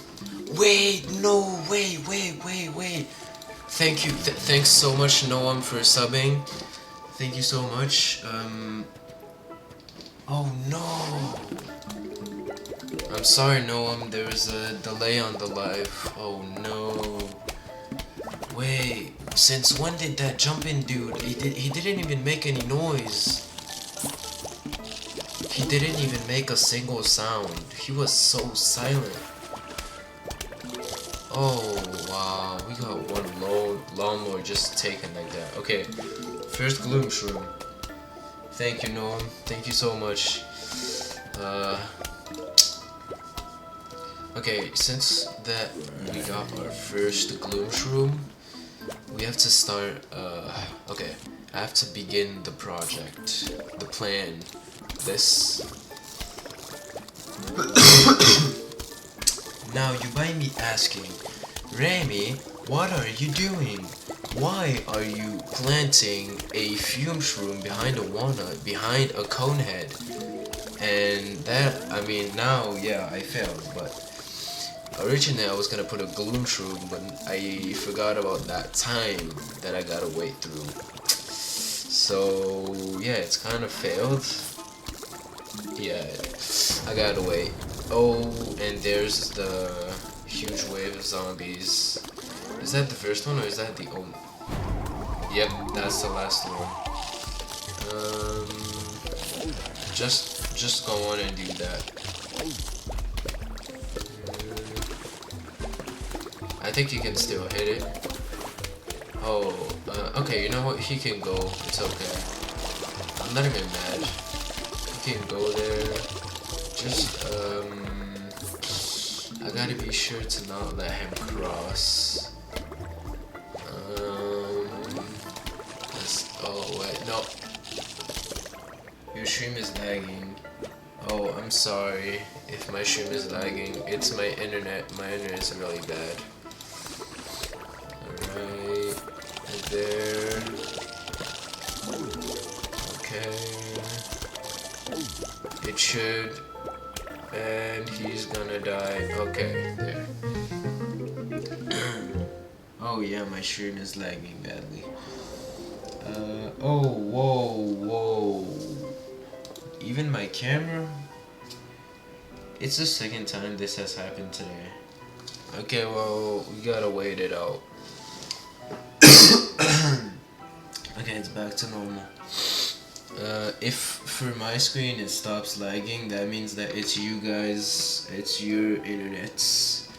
Because once for me it goes back to normal, yeah. Okay, so I don't know what I'm gonna do knowing that the Gloom Shroom reloads. I mean, he's so slow. It's so slow. I don't know what I'm gonna do.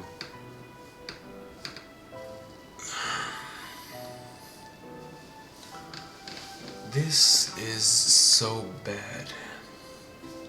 Because now there's the balloon. I will take the pumpkin and I will take the sea monster, but now there is no walnut.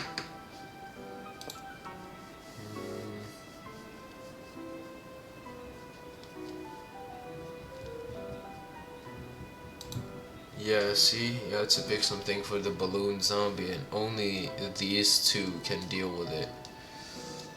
Man, this sucks. You know what? Yes. Try using insta-kills for cone heads or buckets.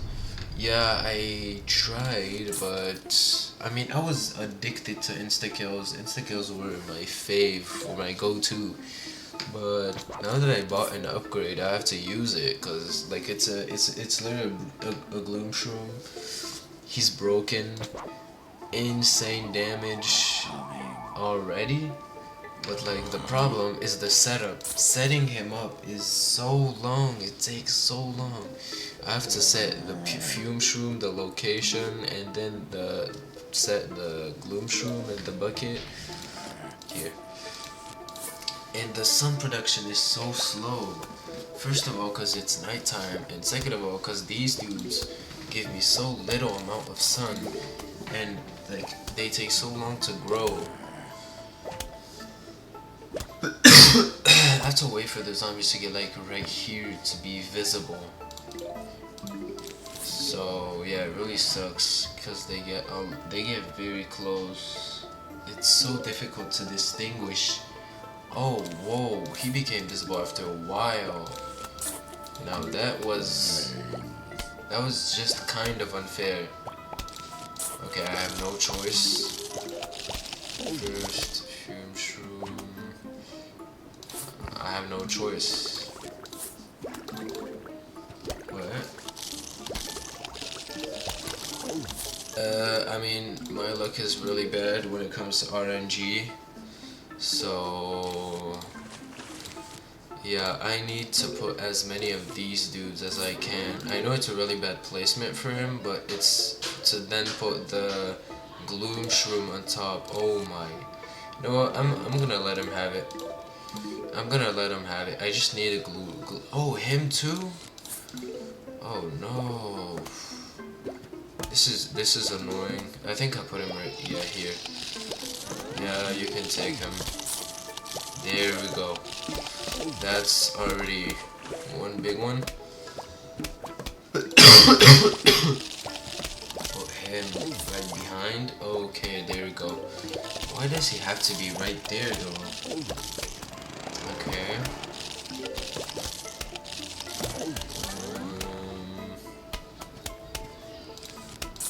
Oh no, he's gonna get eaten. Oh.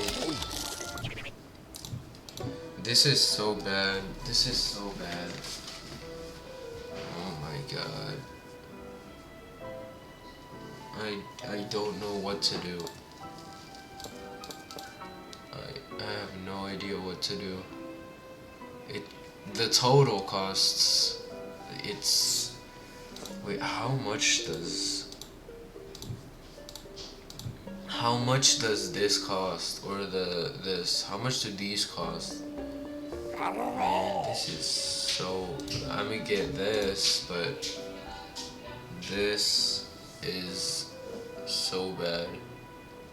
I might just come back to using normal plans, cause this is, I feel like I just wasted money on the gloom shroom, cause it ended up being so expensive and unusable. I barely can do anything with it, so like I can do basically nothing. These are my only I can do nothing. This is gonna be harder than I thought. Like, I literally can't do anything. I just cannot do anything because of the expense of these stuff.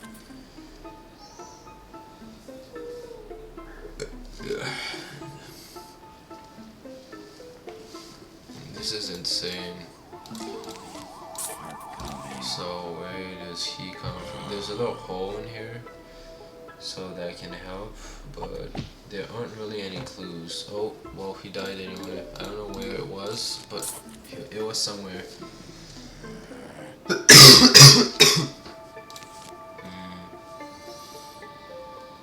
Where is he? Oh my god, it's so hard to know. It feels impossible. Okay, he's down. I can just do this. Okay, he's far away. Let's start placing these. Alright, where's the other one? No, I'm gonna place him here just in case. And there's one here. Okay, see this hole right here? This hole is good. Pause on that.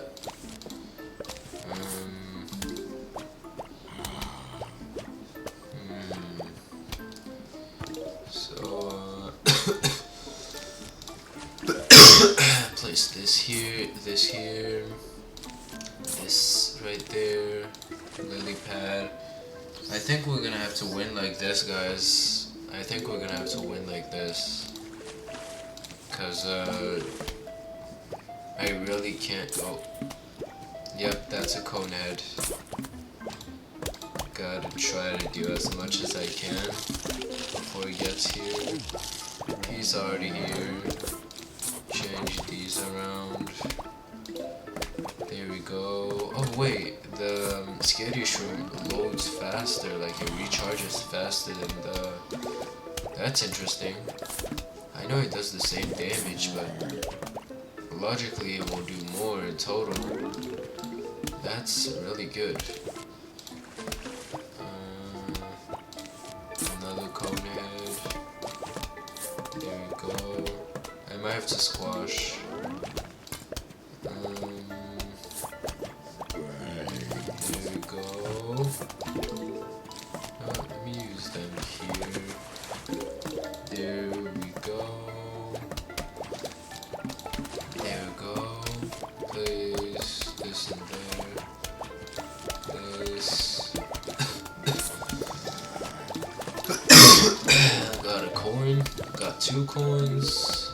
Put this here. This there. Yep, this is how we're gonna be winning, guys. We're gonna be using Scary Shrooms. There, this here, this there.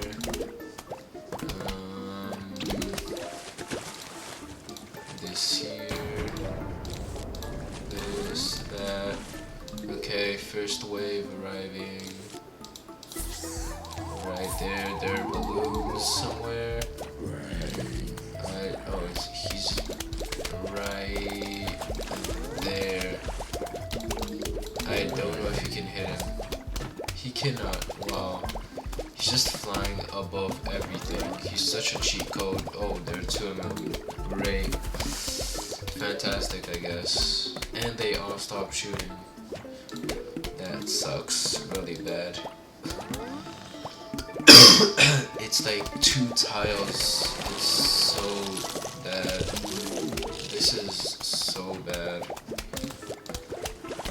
I don't know what I'm gonna do against them, but I really can't do anything. So I know I'm gonna have to use luck as my only chance. If there are like balloons that go here or here, I'm basically dead.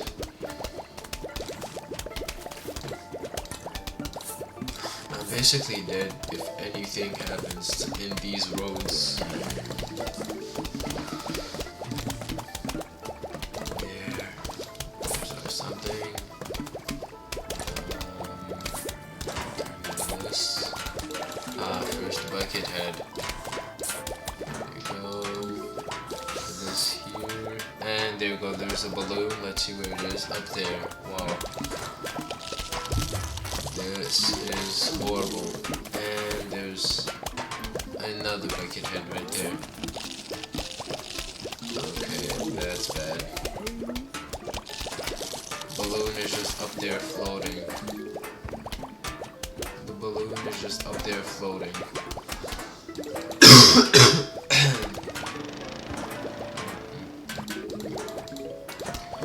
I'm gonna try. Wait, I think this is the last level. I think this is the last level too. Oh wait, I misplaced that badly.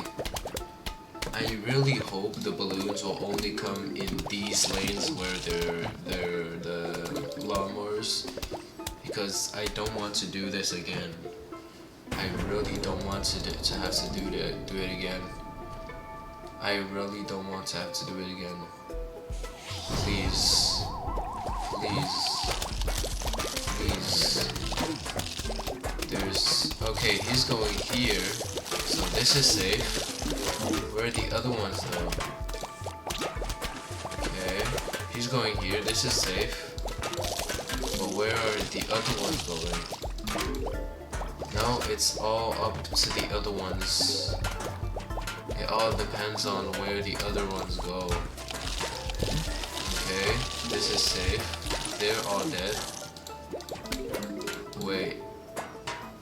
Did we just get lucky? Okay, I know I can let him pass, but nah.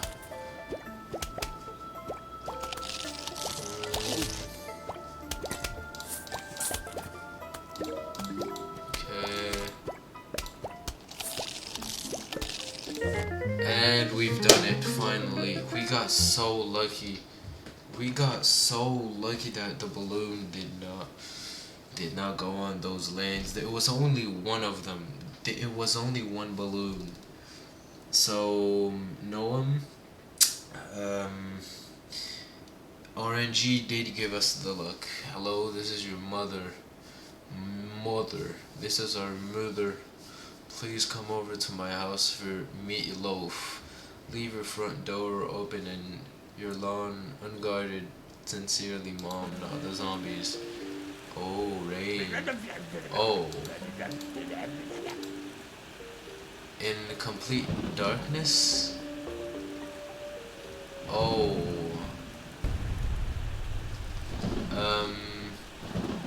And there's constant lightning. I do not remember playing this as when I was younger. This is so cool.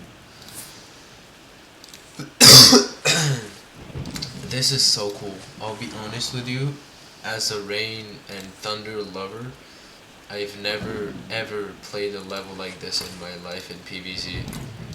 So this is amazing to me. This is an amazing experience. Oh, and I just freaked up. So I did not know all of that. I did not know they were gonna give me that plant star. Okay. Okay. This is probably my favorite level of PvZ just because of this theme. I know the theme isn't much to be based to favor a level. Like, I know the theme isn't something you should probably favor a level for, but this is PvZ. This is different. This is very bad. I have nothing yet to protect myself on land except for a split P. But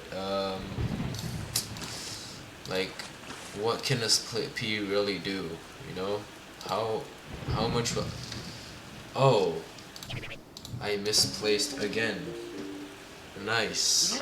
It's been twice that I misplaced. Oh my, how am I gonna have to defend all that with the plants I'm getting right now? Okay, a lily pad. This is going here. Then, okay, good, a star. The star is good. There we go. There we go. Okay. And we can already... he already stopped shooting.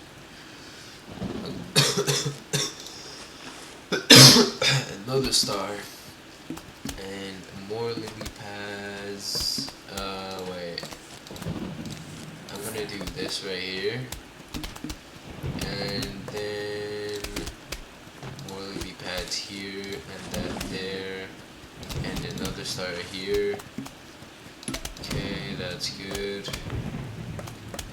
And no one is gonna shoot him. Okay, that's unfortunate. Both of these got protected. I'm gonna place him right here, right? Yes.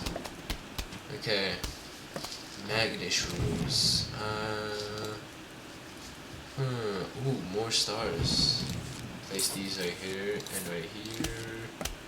I wanna then here put this right there and this right there. Okay, this is going good. This is going good. Cactus right here. Good. Star, I don't remember where it was. This right here. Oh no, wait, we might lose our cactus. Wait, did he kill it? Okay, he did. Put this, defend it. Somewhere in the water right there. There's already a bucket head. Oh no. There's already a bucket head. This right there. I'm gonna have to defend this one.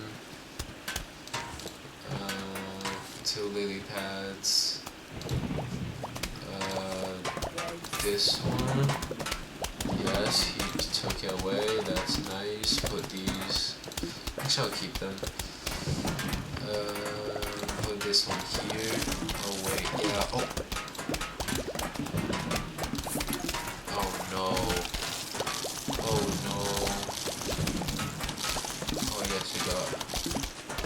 gave it back to me. Okay, that's really good. Cactus right here. A lawnmower got used apparently.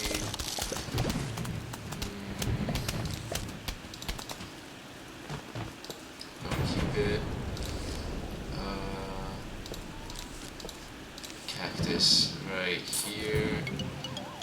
Oh no, it's starting. The madness is beginning. And it's only just begun. That has protected.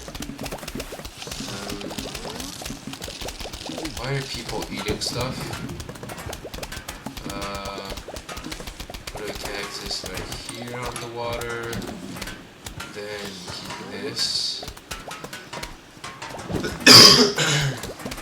Bro, I don't have time to see anything. This is bad. Oh my god, everyone is eating everything. Wait, I saw that here. Okay, I saw that. Cactus here. Oh my god. I'm panicking.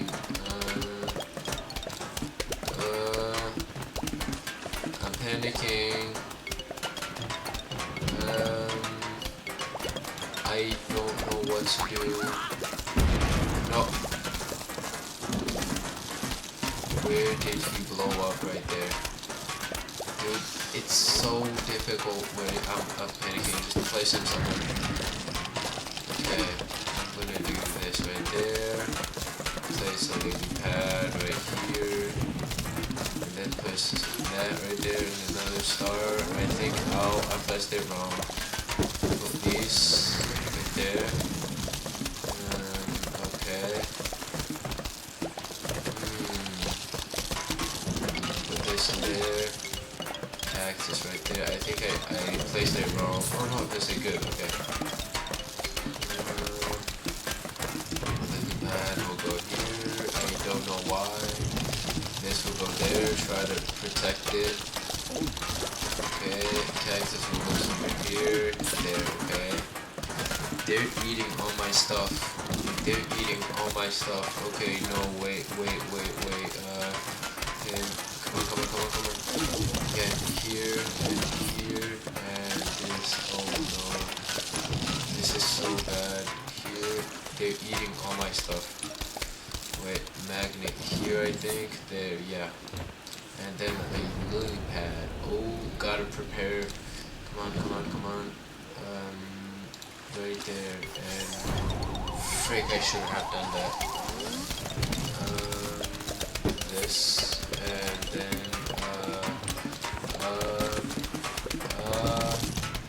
this right there, and the star right there, and the star right there, and this right there, and there's no space right quick.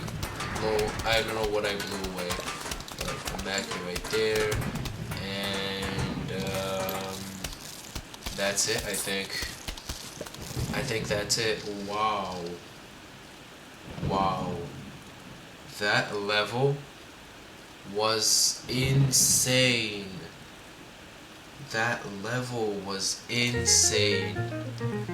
I have to clap it up. Clap it up.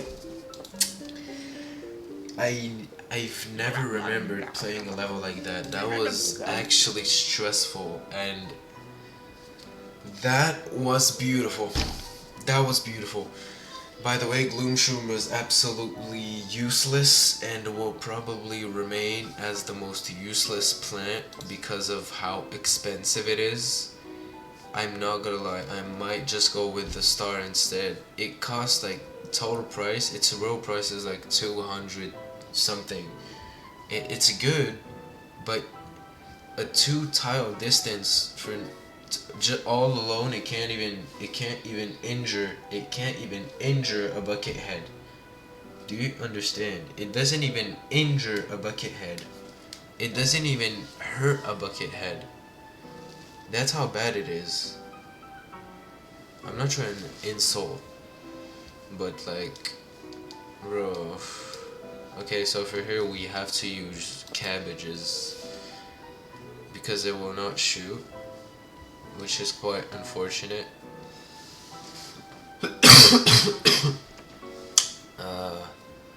I mean, I'll try to use the gloom shroom because a guy from yesterday told me that it carries roof, so I'm gonna test that out. But oh wait, sleeps. Oh, it sleeps. I need the cocoa bean, right? So yeah, I'm gonna take the star instead. And I don't know what to do. I am gonna use the potato mine and I guess the jalapeno or the cherry bomb and one more. I don't know, dude. And the walnut. Okay. So I guess I'm gonna. Ramazan!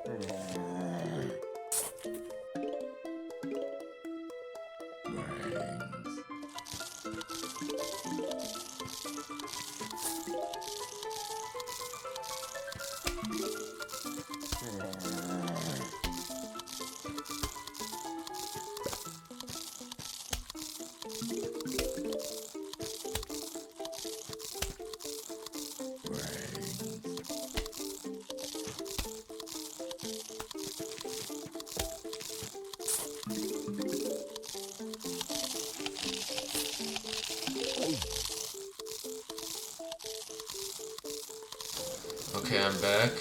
Use this on here. I lost a pot, which is bad, but yeah. I think we can still do good. No, quick, kill him. Okay. We lost 2 pots, and that's really bad. I don't know why they never shoot. Oh wait, it gets, like most of the time, I think the shots get blocked. Huh? I don't understand how this works. Oh my. I don't understand how this works. Oh my god. I have 2 pots missing already. Wait, can you hear me?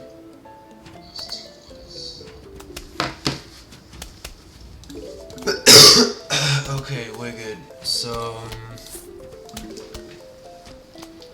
yeah, so we get stuck by this border.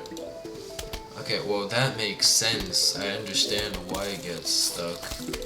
Okay, so I'm gonna have to use the pots. Oh, great. Okay then, I guess, but that's quite sad still. The fact that I cannot use anything else but pots. Okay, well, I'm gonna beat this level, and then I'm gonna get the other pole, the corn pole. I think I forgot how it's named, but you know what I mean. Dude, it won't even shoot. It just does. Bro, it's so slow. Okay, there.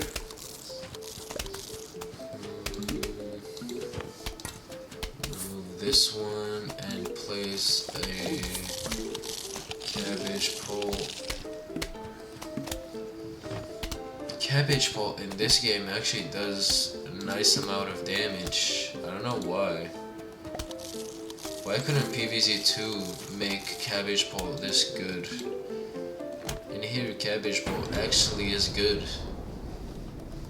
I mean, he's slow, but yeah. Put this there, remove this. There's gonna be no one left to pick up. I don't know if you get the pots or the corn pole after this. I really don't know which one you get.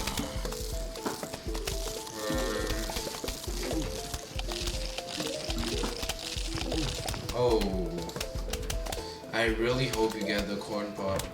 I mean the corn pole. Cause if so, then I could just beat every level easily. So yeah. Oh my god. Well, I mean, sure, that's fine. Cabbage pole does more damage than any plant we've had yet, so... Next. Wow. Now they're actually starting to give up stuff. What's this?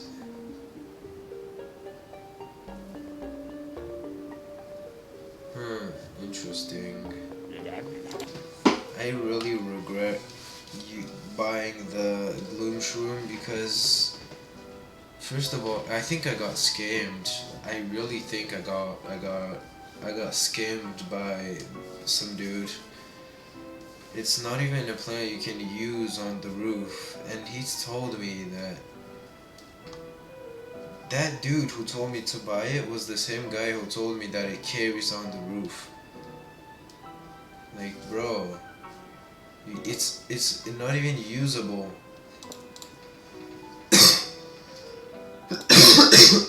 Lol, not recommended. Wow, that just sucks. That just sucks. Oh well.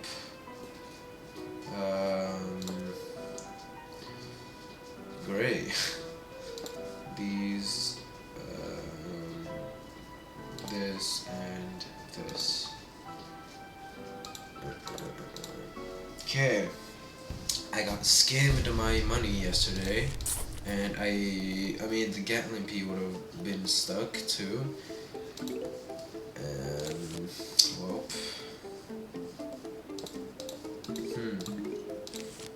Just great.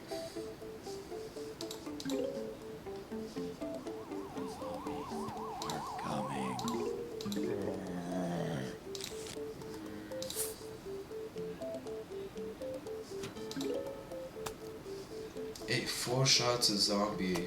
I mean, oh, it doesn't? Interesting. 6 shots? 5. Oh, that's still good for a normal zombie. That's really good. Oh yeah, that's really good. Just gotta have 2, and I think I would be able to solo a whole bucket, or yeah, a bucket. Maybe, I don't know, maybe a cone. But it is good though. I really should have just saved up my money, because I really regret it. I just want to keep, now I should have kept it for the frozen watermelon guy, frozen watermelon pulp.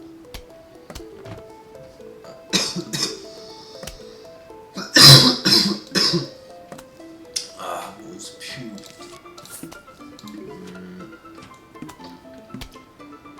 I think it's enough damage. Oh wait, I might have to. Yep. Oh, interesting. I'm gonna have to put a squash there. I'm gonna have to put a squash there. I don't think it activates him. Yeah, until the zombie isn't landed. There we go, shut him off. There you go.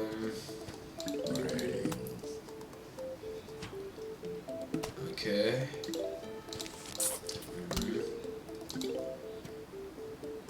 Alright. Okay, place the second one. Okay, so still gotta respect his health. Okay, that's it. There we go. Now he's gonna die for sure. So, I'm gonna place this here. Create the other lines quickly. And he's gonna only time to munch once. Yeah, munch once. Do the cone head. Let's see how fast he would. Oh, well, he kills a normal zombie really quickly. No, let's see how fast he kills a cone head.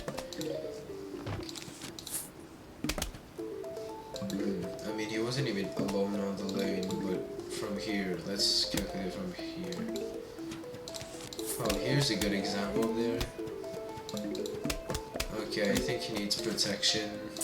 There we go. I mean, he does kill a conehead on his own. I mean, with 2. So my theory was correct. 2 cabbage bolts can kill is enough for a cone. Okay, so that's good, I guess. So we get the corn coal or whatever. Yeah, corn coal after this. Why is the wave so long? I think they want you to plant more of these flower pots.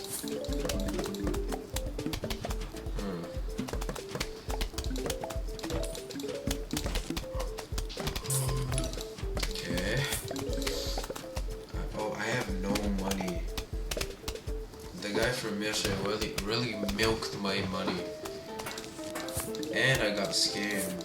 Like, wow. Can't believe it. Alright, even 3 is not enough for a bucket head. Wow.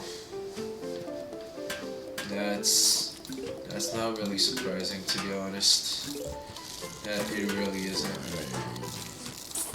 What about 4? What about 4? Is 4 enough? Oh, shouldn't break my chair. Oh wow, that's bad. No. You took away 2 of them. Okay, let's try to have 3 at least on each lane. Because the max it can do is like a cone head. So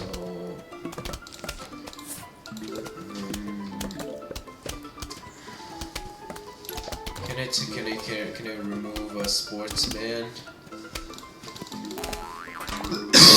Can it kill a sportsman? Yeah, I can't kill a sportsman. Have a squash right there. And this right there. No, kill him quickly. Bro, how did they not kill him there? Alright. Just take it. Alright, we have a lot of suns. If only we were making this many sun on the night levels.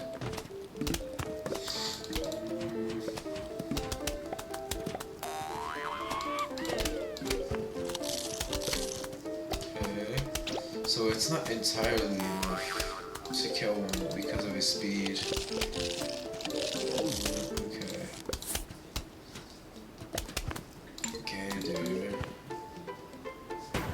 Okay, final wave, finally. I'm just gonna place 1 kaboom.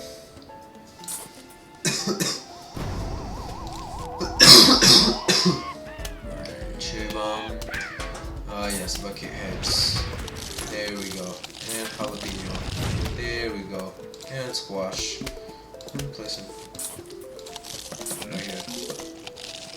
Ah yes, there he is. There he is.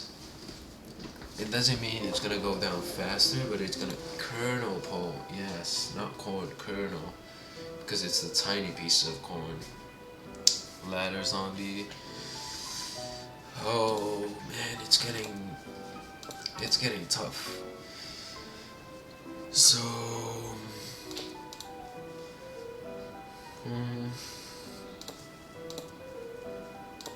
I'm guessing this is it, because you don't really need protection for the stuff in the back, and you wouldn't need protection for the walnut since all he's for is to get climbed on. So yeah, I still really wish I had my money.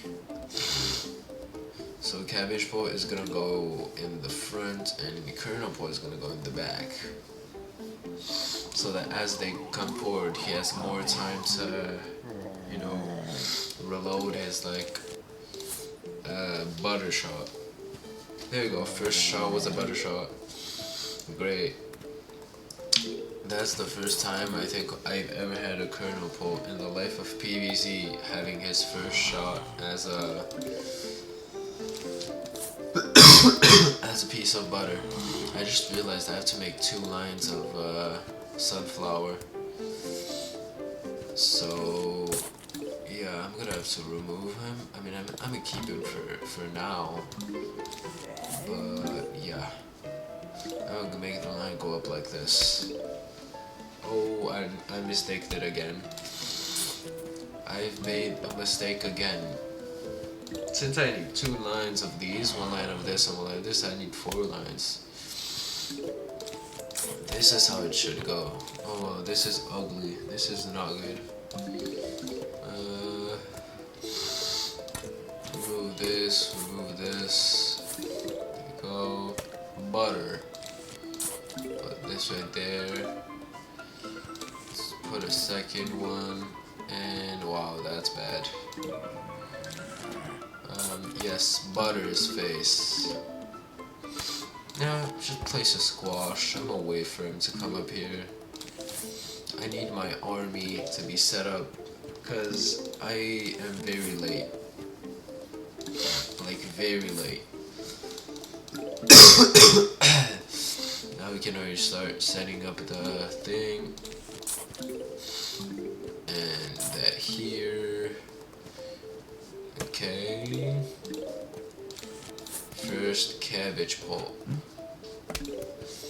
Bonk, there we go. Kernel pot right here. Okay, he got buttered.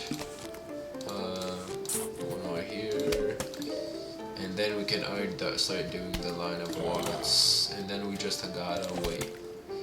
Okay, everyone got buttered. I didn't know the butter comes up so frequently. Because in PvZ it almost never happens for one alone. But in PvZ 1 it happens way more frequently. I just realized that. That's very, very interesting, and that shows how he is better even in the other game. But yeah, there we go. Dude got buttered at the very beginning of his line. Oh, this is bad. Okay, there you go. First walnut.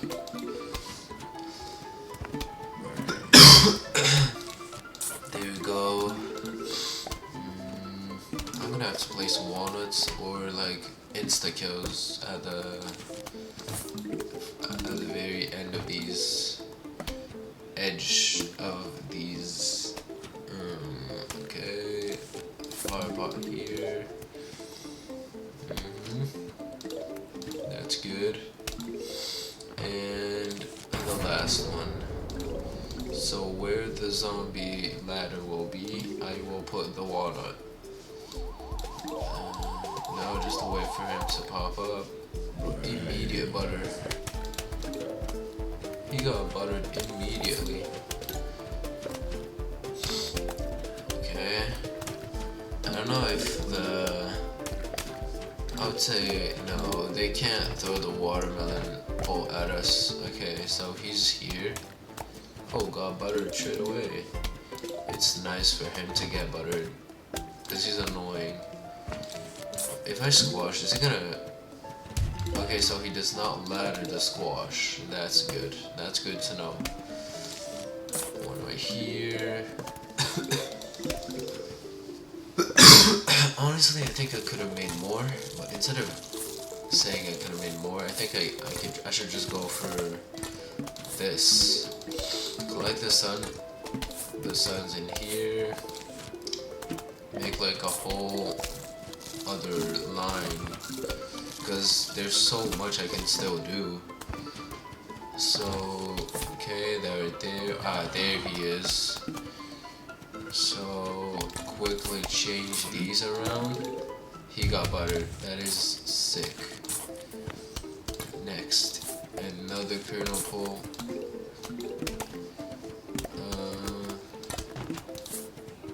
Cabbage pole. Kernel poles. And now I just need kernel poles. Okay, I'm gonna be doing just this then. I'm gonna be playing like this every time now and then. There we go. This is how everything should be going. Okay, one more piece of sun, and now I can deal with the sun I have. 500 with these is clearly enough. 400 actually, and more falls out the sky, so it's alright.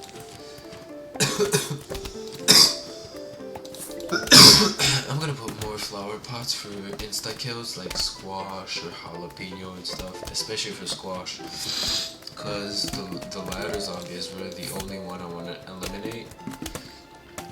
And for the basketball thrower, all I need is jalapeno, and then I can end him up for all the way over there. And small plus, it would kill all the other zombies on the lane with him, so that's a good thing. Was he dancing during his death? Or did I just miss that? Oh wow, that was unlucky. And he got buttered anyway. So let me just do this. Yes. This. And there you go.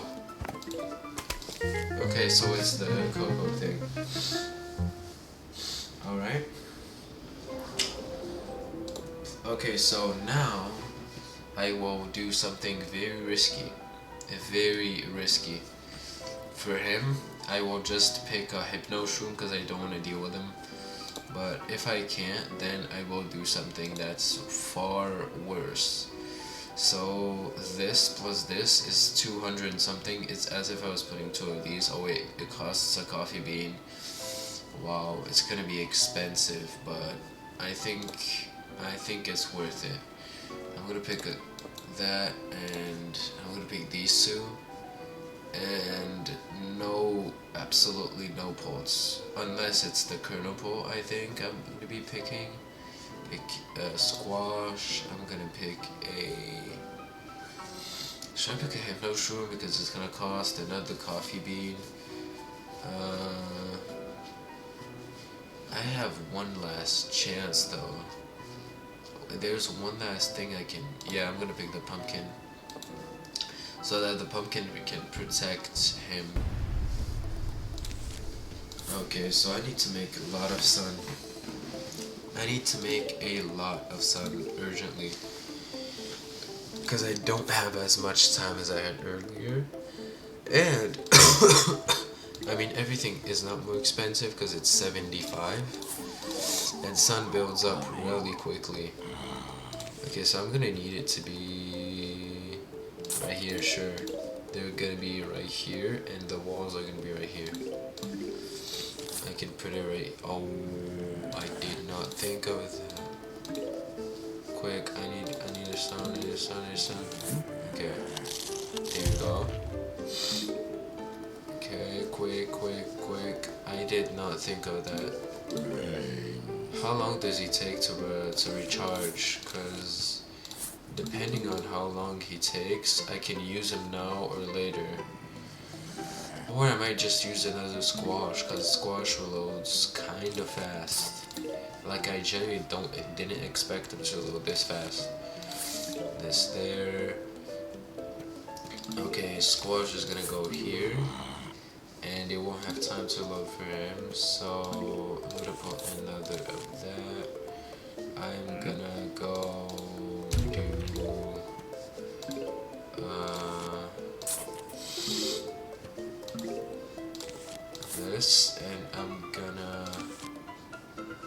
Should I wake him up now?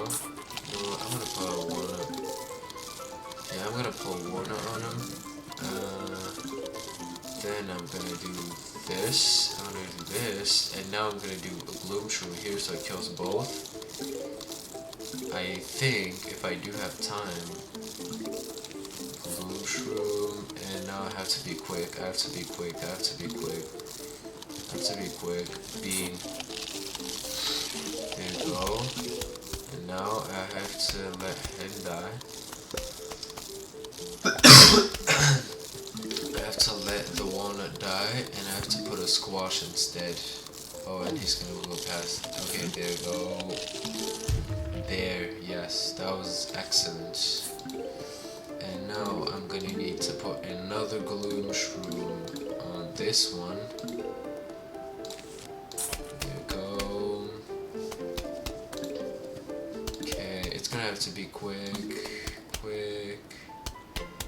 Come on. Oh, okay, there. There you go, bean. Oh, the bean actually comes quick. Oh, that's nice. Okay, I'm gonna put a pumpkin on him. And then another one here. Oh wow, I did not mean to do that. I did not mean to do that. That was such a waste. Squash. That was such a waste. Cause either way I'm gonna put the gloom shroom on him and he's gonna fall back to sleep. That was so useless. I'm gonna put that there.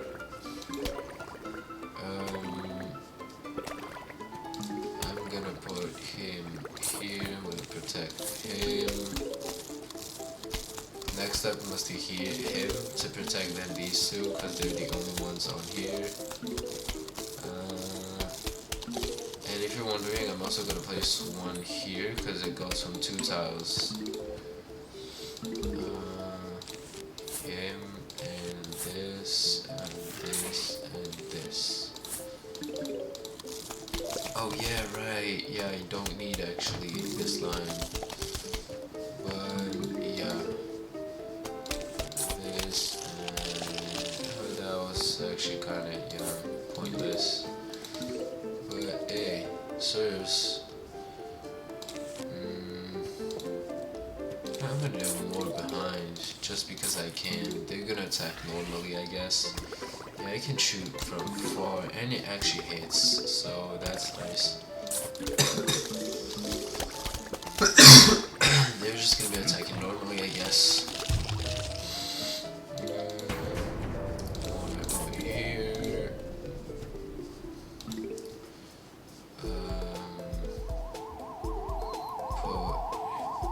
There we go. That is where it starts kicking in. This right here, this right there. He's gonna put a ladder, but he's protected, and all of this attacks. Now that is very nice. One here. Wake him up because we can. No, I think so. Put that there.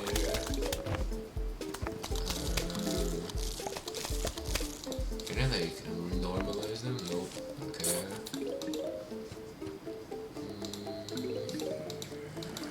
I want to test something. If he's woken up, does he immediately go in a woken up state? Or does he like spawn asleep? That's a very good question from me. Let's test that out. Let's test a theory. Oh, he immediately wakes up. Okay, he's already woken up. Okay, so we have to wake all of these up. Okay. I did not know that. That's really good. We can already get them to start attacking very early. Okay, this right there. Okay. Can we delete them? Oh yeah, we still can. But I don't know if I think the ladder stays. I'm not sure. I'll have to see that. This one.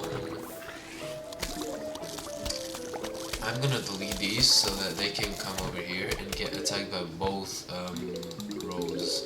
Okay, so it was not a waste. I'm sorry for the person that said it was a waste. It was not. It was actually a big save. Okay, this. So now we can delete. Oh, it deletes the ladder. That's actually very useful. See, and now they're gonna get destroyed. Look at that. Wow. That is insane. Okay. Well, now what do I do? I guess I just wait, but yeah. Let me just destroy him, because I can. I can just do whatever I want now. Okay, well, this is gonna be simple then. I mean, at a certain point, until a certain point. There you get shots by 2, but it can get shot by all 4 of these. Yeah, actually, yeah, 4 of these, and if 6 of these. Oh, this is okay. Let's do this, and then let's try out what I was saying. Since he is here and it shoots by two things, that means he's gonna be able to hit 1 if 1 comes out of here. That's so OP.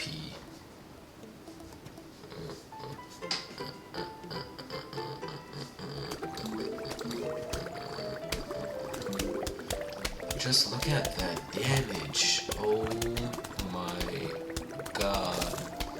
All 3 of these are shooting and hitting it. I don't know if it works for this too, like horizontal and vertically. If it does, it's very broken. I've said it already that it's broken, but yeah, anyway. Wait, let me wake 1 right in the middle of nowhere. There you go. I just want to wake 1 right in the middle of nowhere. I don't know why.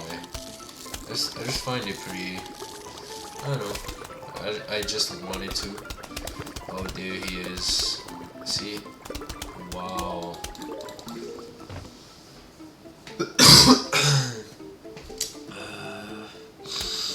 Already 2 hours of stream.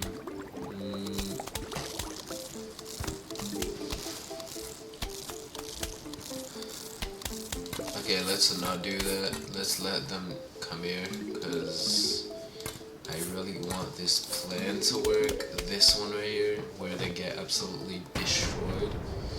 I mean, they can't even get past, so I don't know what's the point of even trying now. Like, they're dead. Whatever they do, they're dead. Like, there's no point in trying. I didn't know this one wasn't defended. Look at how fast he's gonna die. He's getting shot by all of this. All of this right here was shooting at him. That is insane. Look at how far the normal one can go. Like, he does damage too. And the Suns have 1.2k Suns. That is insane. Defend him. Wow.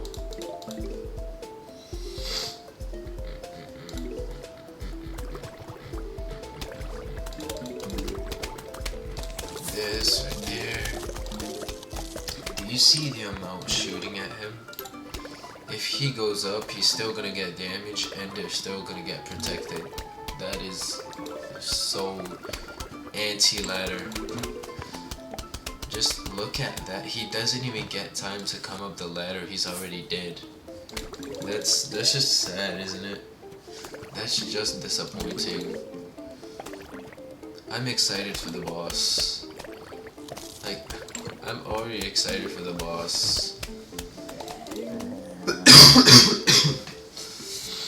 Fun fact, in this weekend, I saw on YouTube that people have remixed the boss music into a Megalovania shape of song, and it actually goes so well. Sun Power! Hey! Sun Power, because of your powers, I have 1.5k. It's good to see you again. Oh, the moment you pop, it started lagging. How unlucky of you or me, I don't know, depends. But yeah, see Beta from yesterday? Look at what they told me to buy, and look at how worth it was. Do you see this army right here? Look at, okay, what can he do? Let's just see what a football zombie can do, okay? I bet that he's not gonna die today, but he's gonna die pretty fast, okay? I know he's gonna die fast.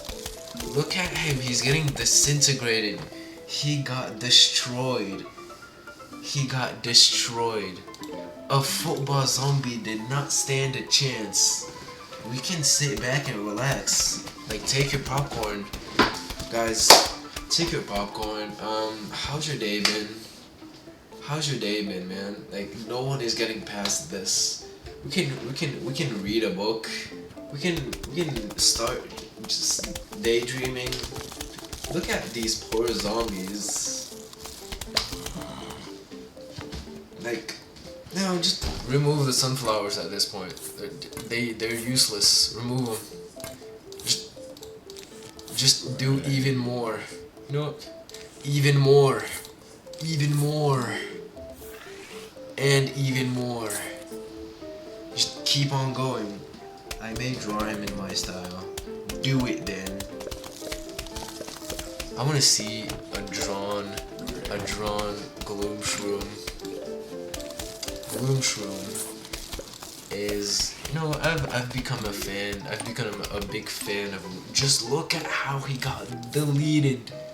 This man, he got disintegrated. Whoa, I became British. Damn, so you're saying I'm... Son? I mean, there's still a row of you. Well, do you remember Discord?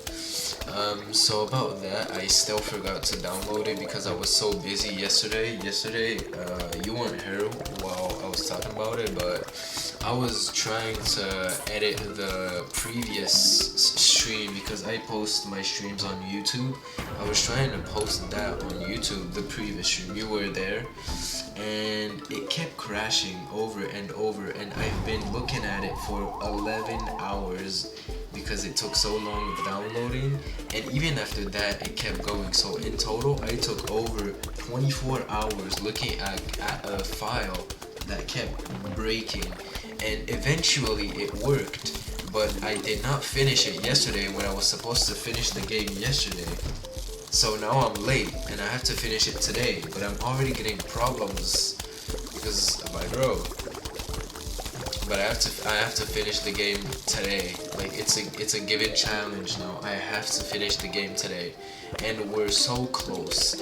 And I'm a doof for putting plus mini games in the title. I'm not sure I'm gonna finish with all the mini games, but I will try to do most. Achievements: grounded, earn, defeat a normal roof without using any gettable plates. Enable mustache mode. Nice. Why did I receive those so late? Zen Garden? Isn't this for money? I need money.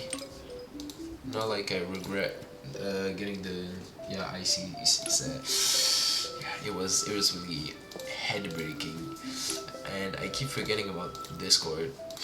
I've been asked by multiple people for now. Wait, water again? Water again? I've been asked by multiple people Discord and stuff. I really gotta do that soon. Tomorrow is Fnaf, so I might not be able to do it even tomorrow, but I'll see. I'll try to do it, cause tomorrow is Fnaf Live. I don't know why I drew Marigold. She's useless. I mean, in real life, if you would need a plant, you would need Marigold. So after all, she's not useless.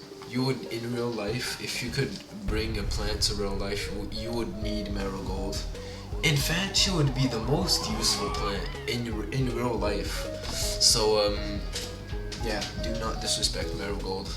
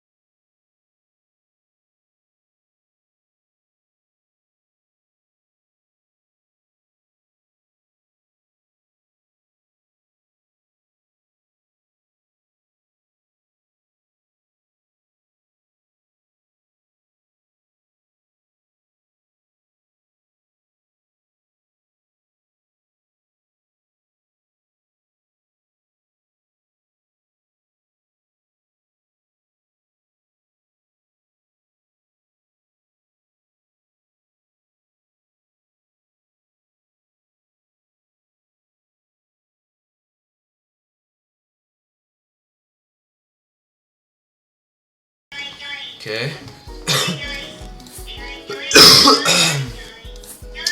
As I was saying about Marigold, it's a flower who gives money. So in real life we need Marigold, so she's not useless.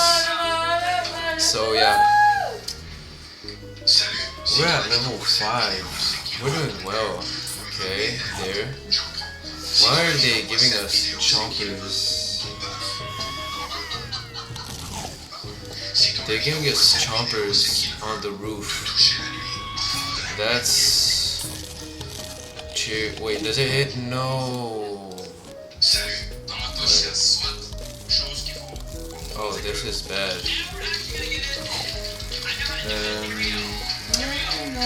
This is bad. All the zombies that are popping up.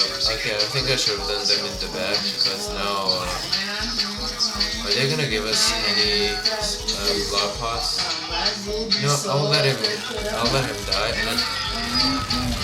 God. Oh, wow. I have to place him here, this. I'll keep these for like changes if I need to place one on top of another or something.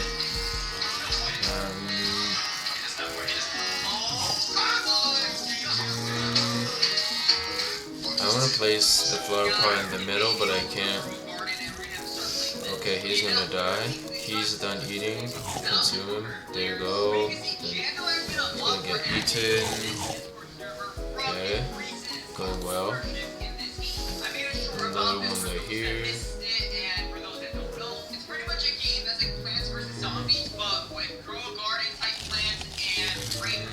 Ah, il l'aime bien, il y a un projet zombie, un nouveau jeu que Jungle il a créé. C'est un...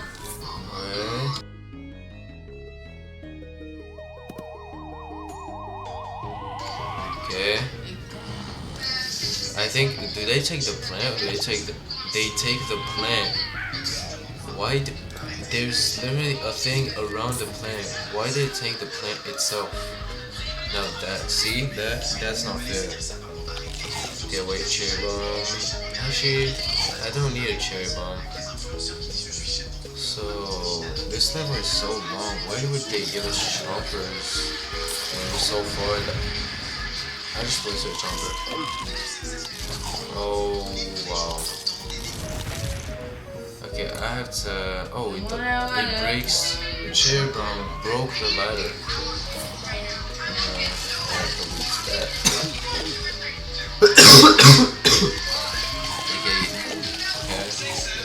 Okay, that's it. That is a lot. I have to cherry bomb right there. That was a nice cherry bomb. That was a very good cherry bomb. Okay, I have to cherry bomb right here. Oh, and I have to cherry bomb right there. The moment he... Wait. He's done eating. Okay. Oh. Break it. Okay. Now I need flower pots right here. I need more. Oh. Quickly. Here we go. Protect him. There, protect him. Okay. Oh no. Yeah, see, I needed those flower pots. I didn't know they would give me more.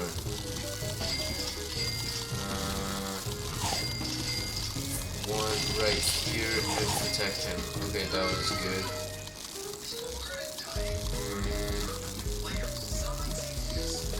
Right here, protect him. Oh, even more? Okay. Nope. Not letting him get eaten. There are a lot of choppers still. Wow.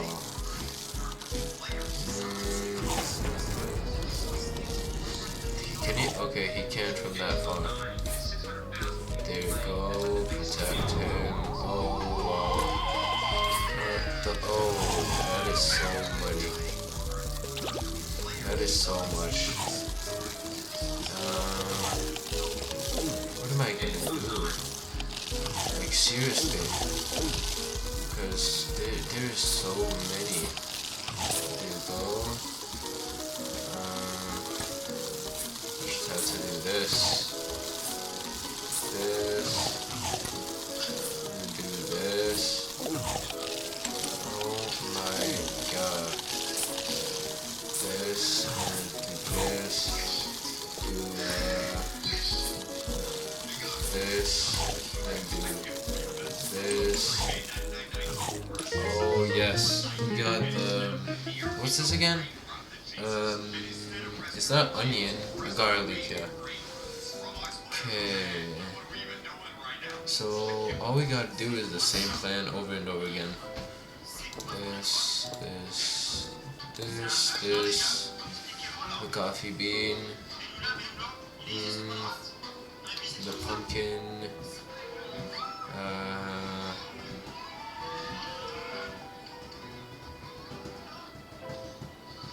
I don't really need a walnut, so I have too much space because I really don't know what to do with them. I don't need a walnut because the pumpkin is just gonna protect the blue shroom. I'm gonna take a squash and cherry bomb. Okay, there we go. Let's go. Let's do this quick. So I'm gonna need 2 lines, and then I'm gonna have to put them right here. Okay. Actually, I don't even need to put them there, but I can put them there immediately there.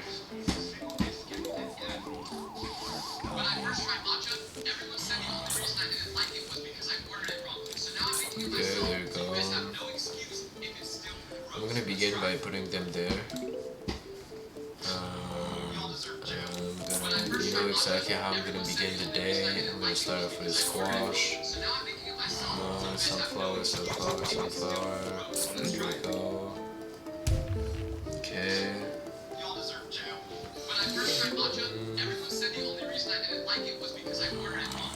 Okay, 2 lanes of sunflowers.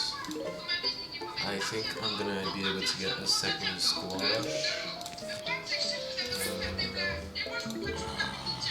I am. And here we go.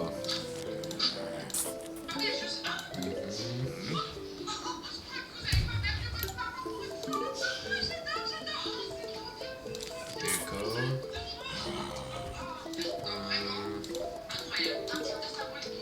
And place a yeah, coffee bean. There you go.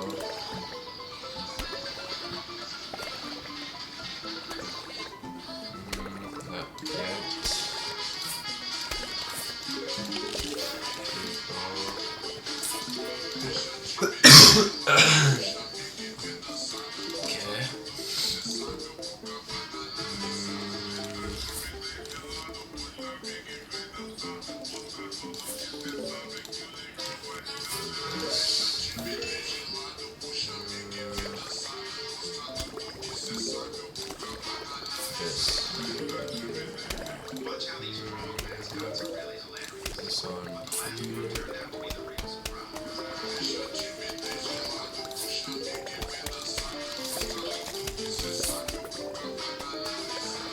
Okay, this is going very good.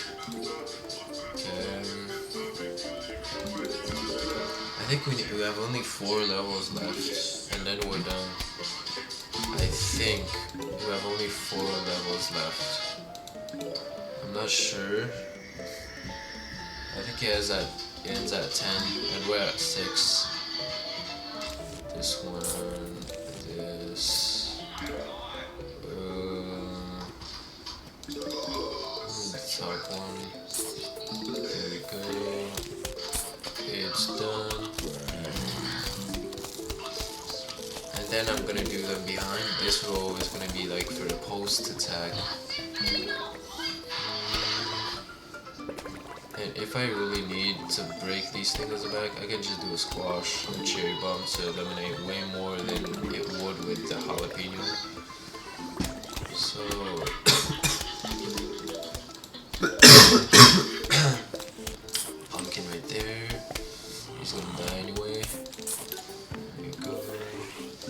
I can place these in the back too. I keep forgetting I can do that right now. There we go.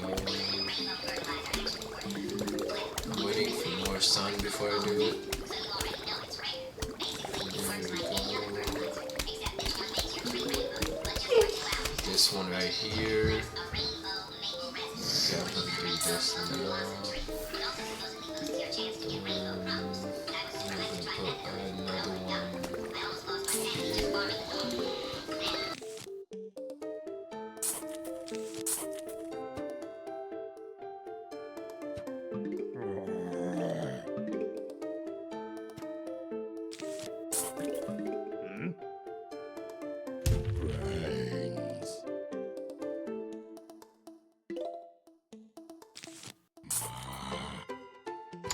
Still here, guys. 3 levels left, guys. 3 levels left.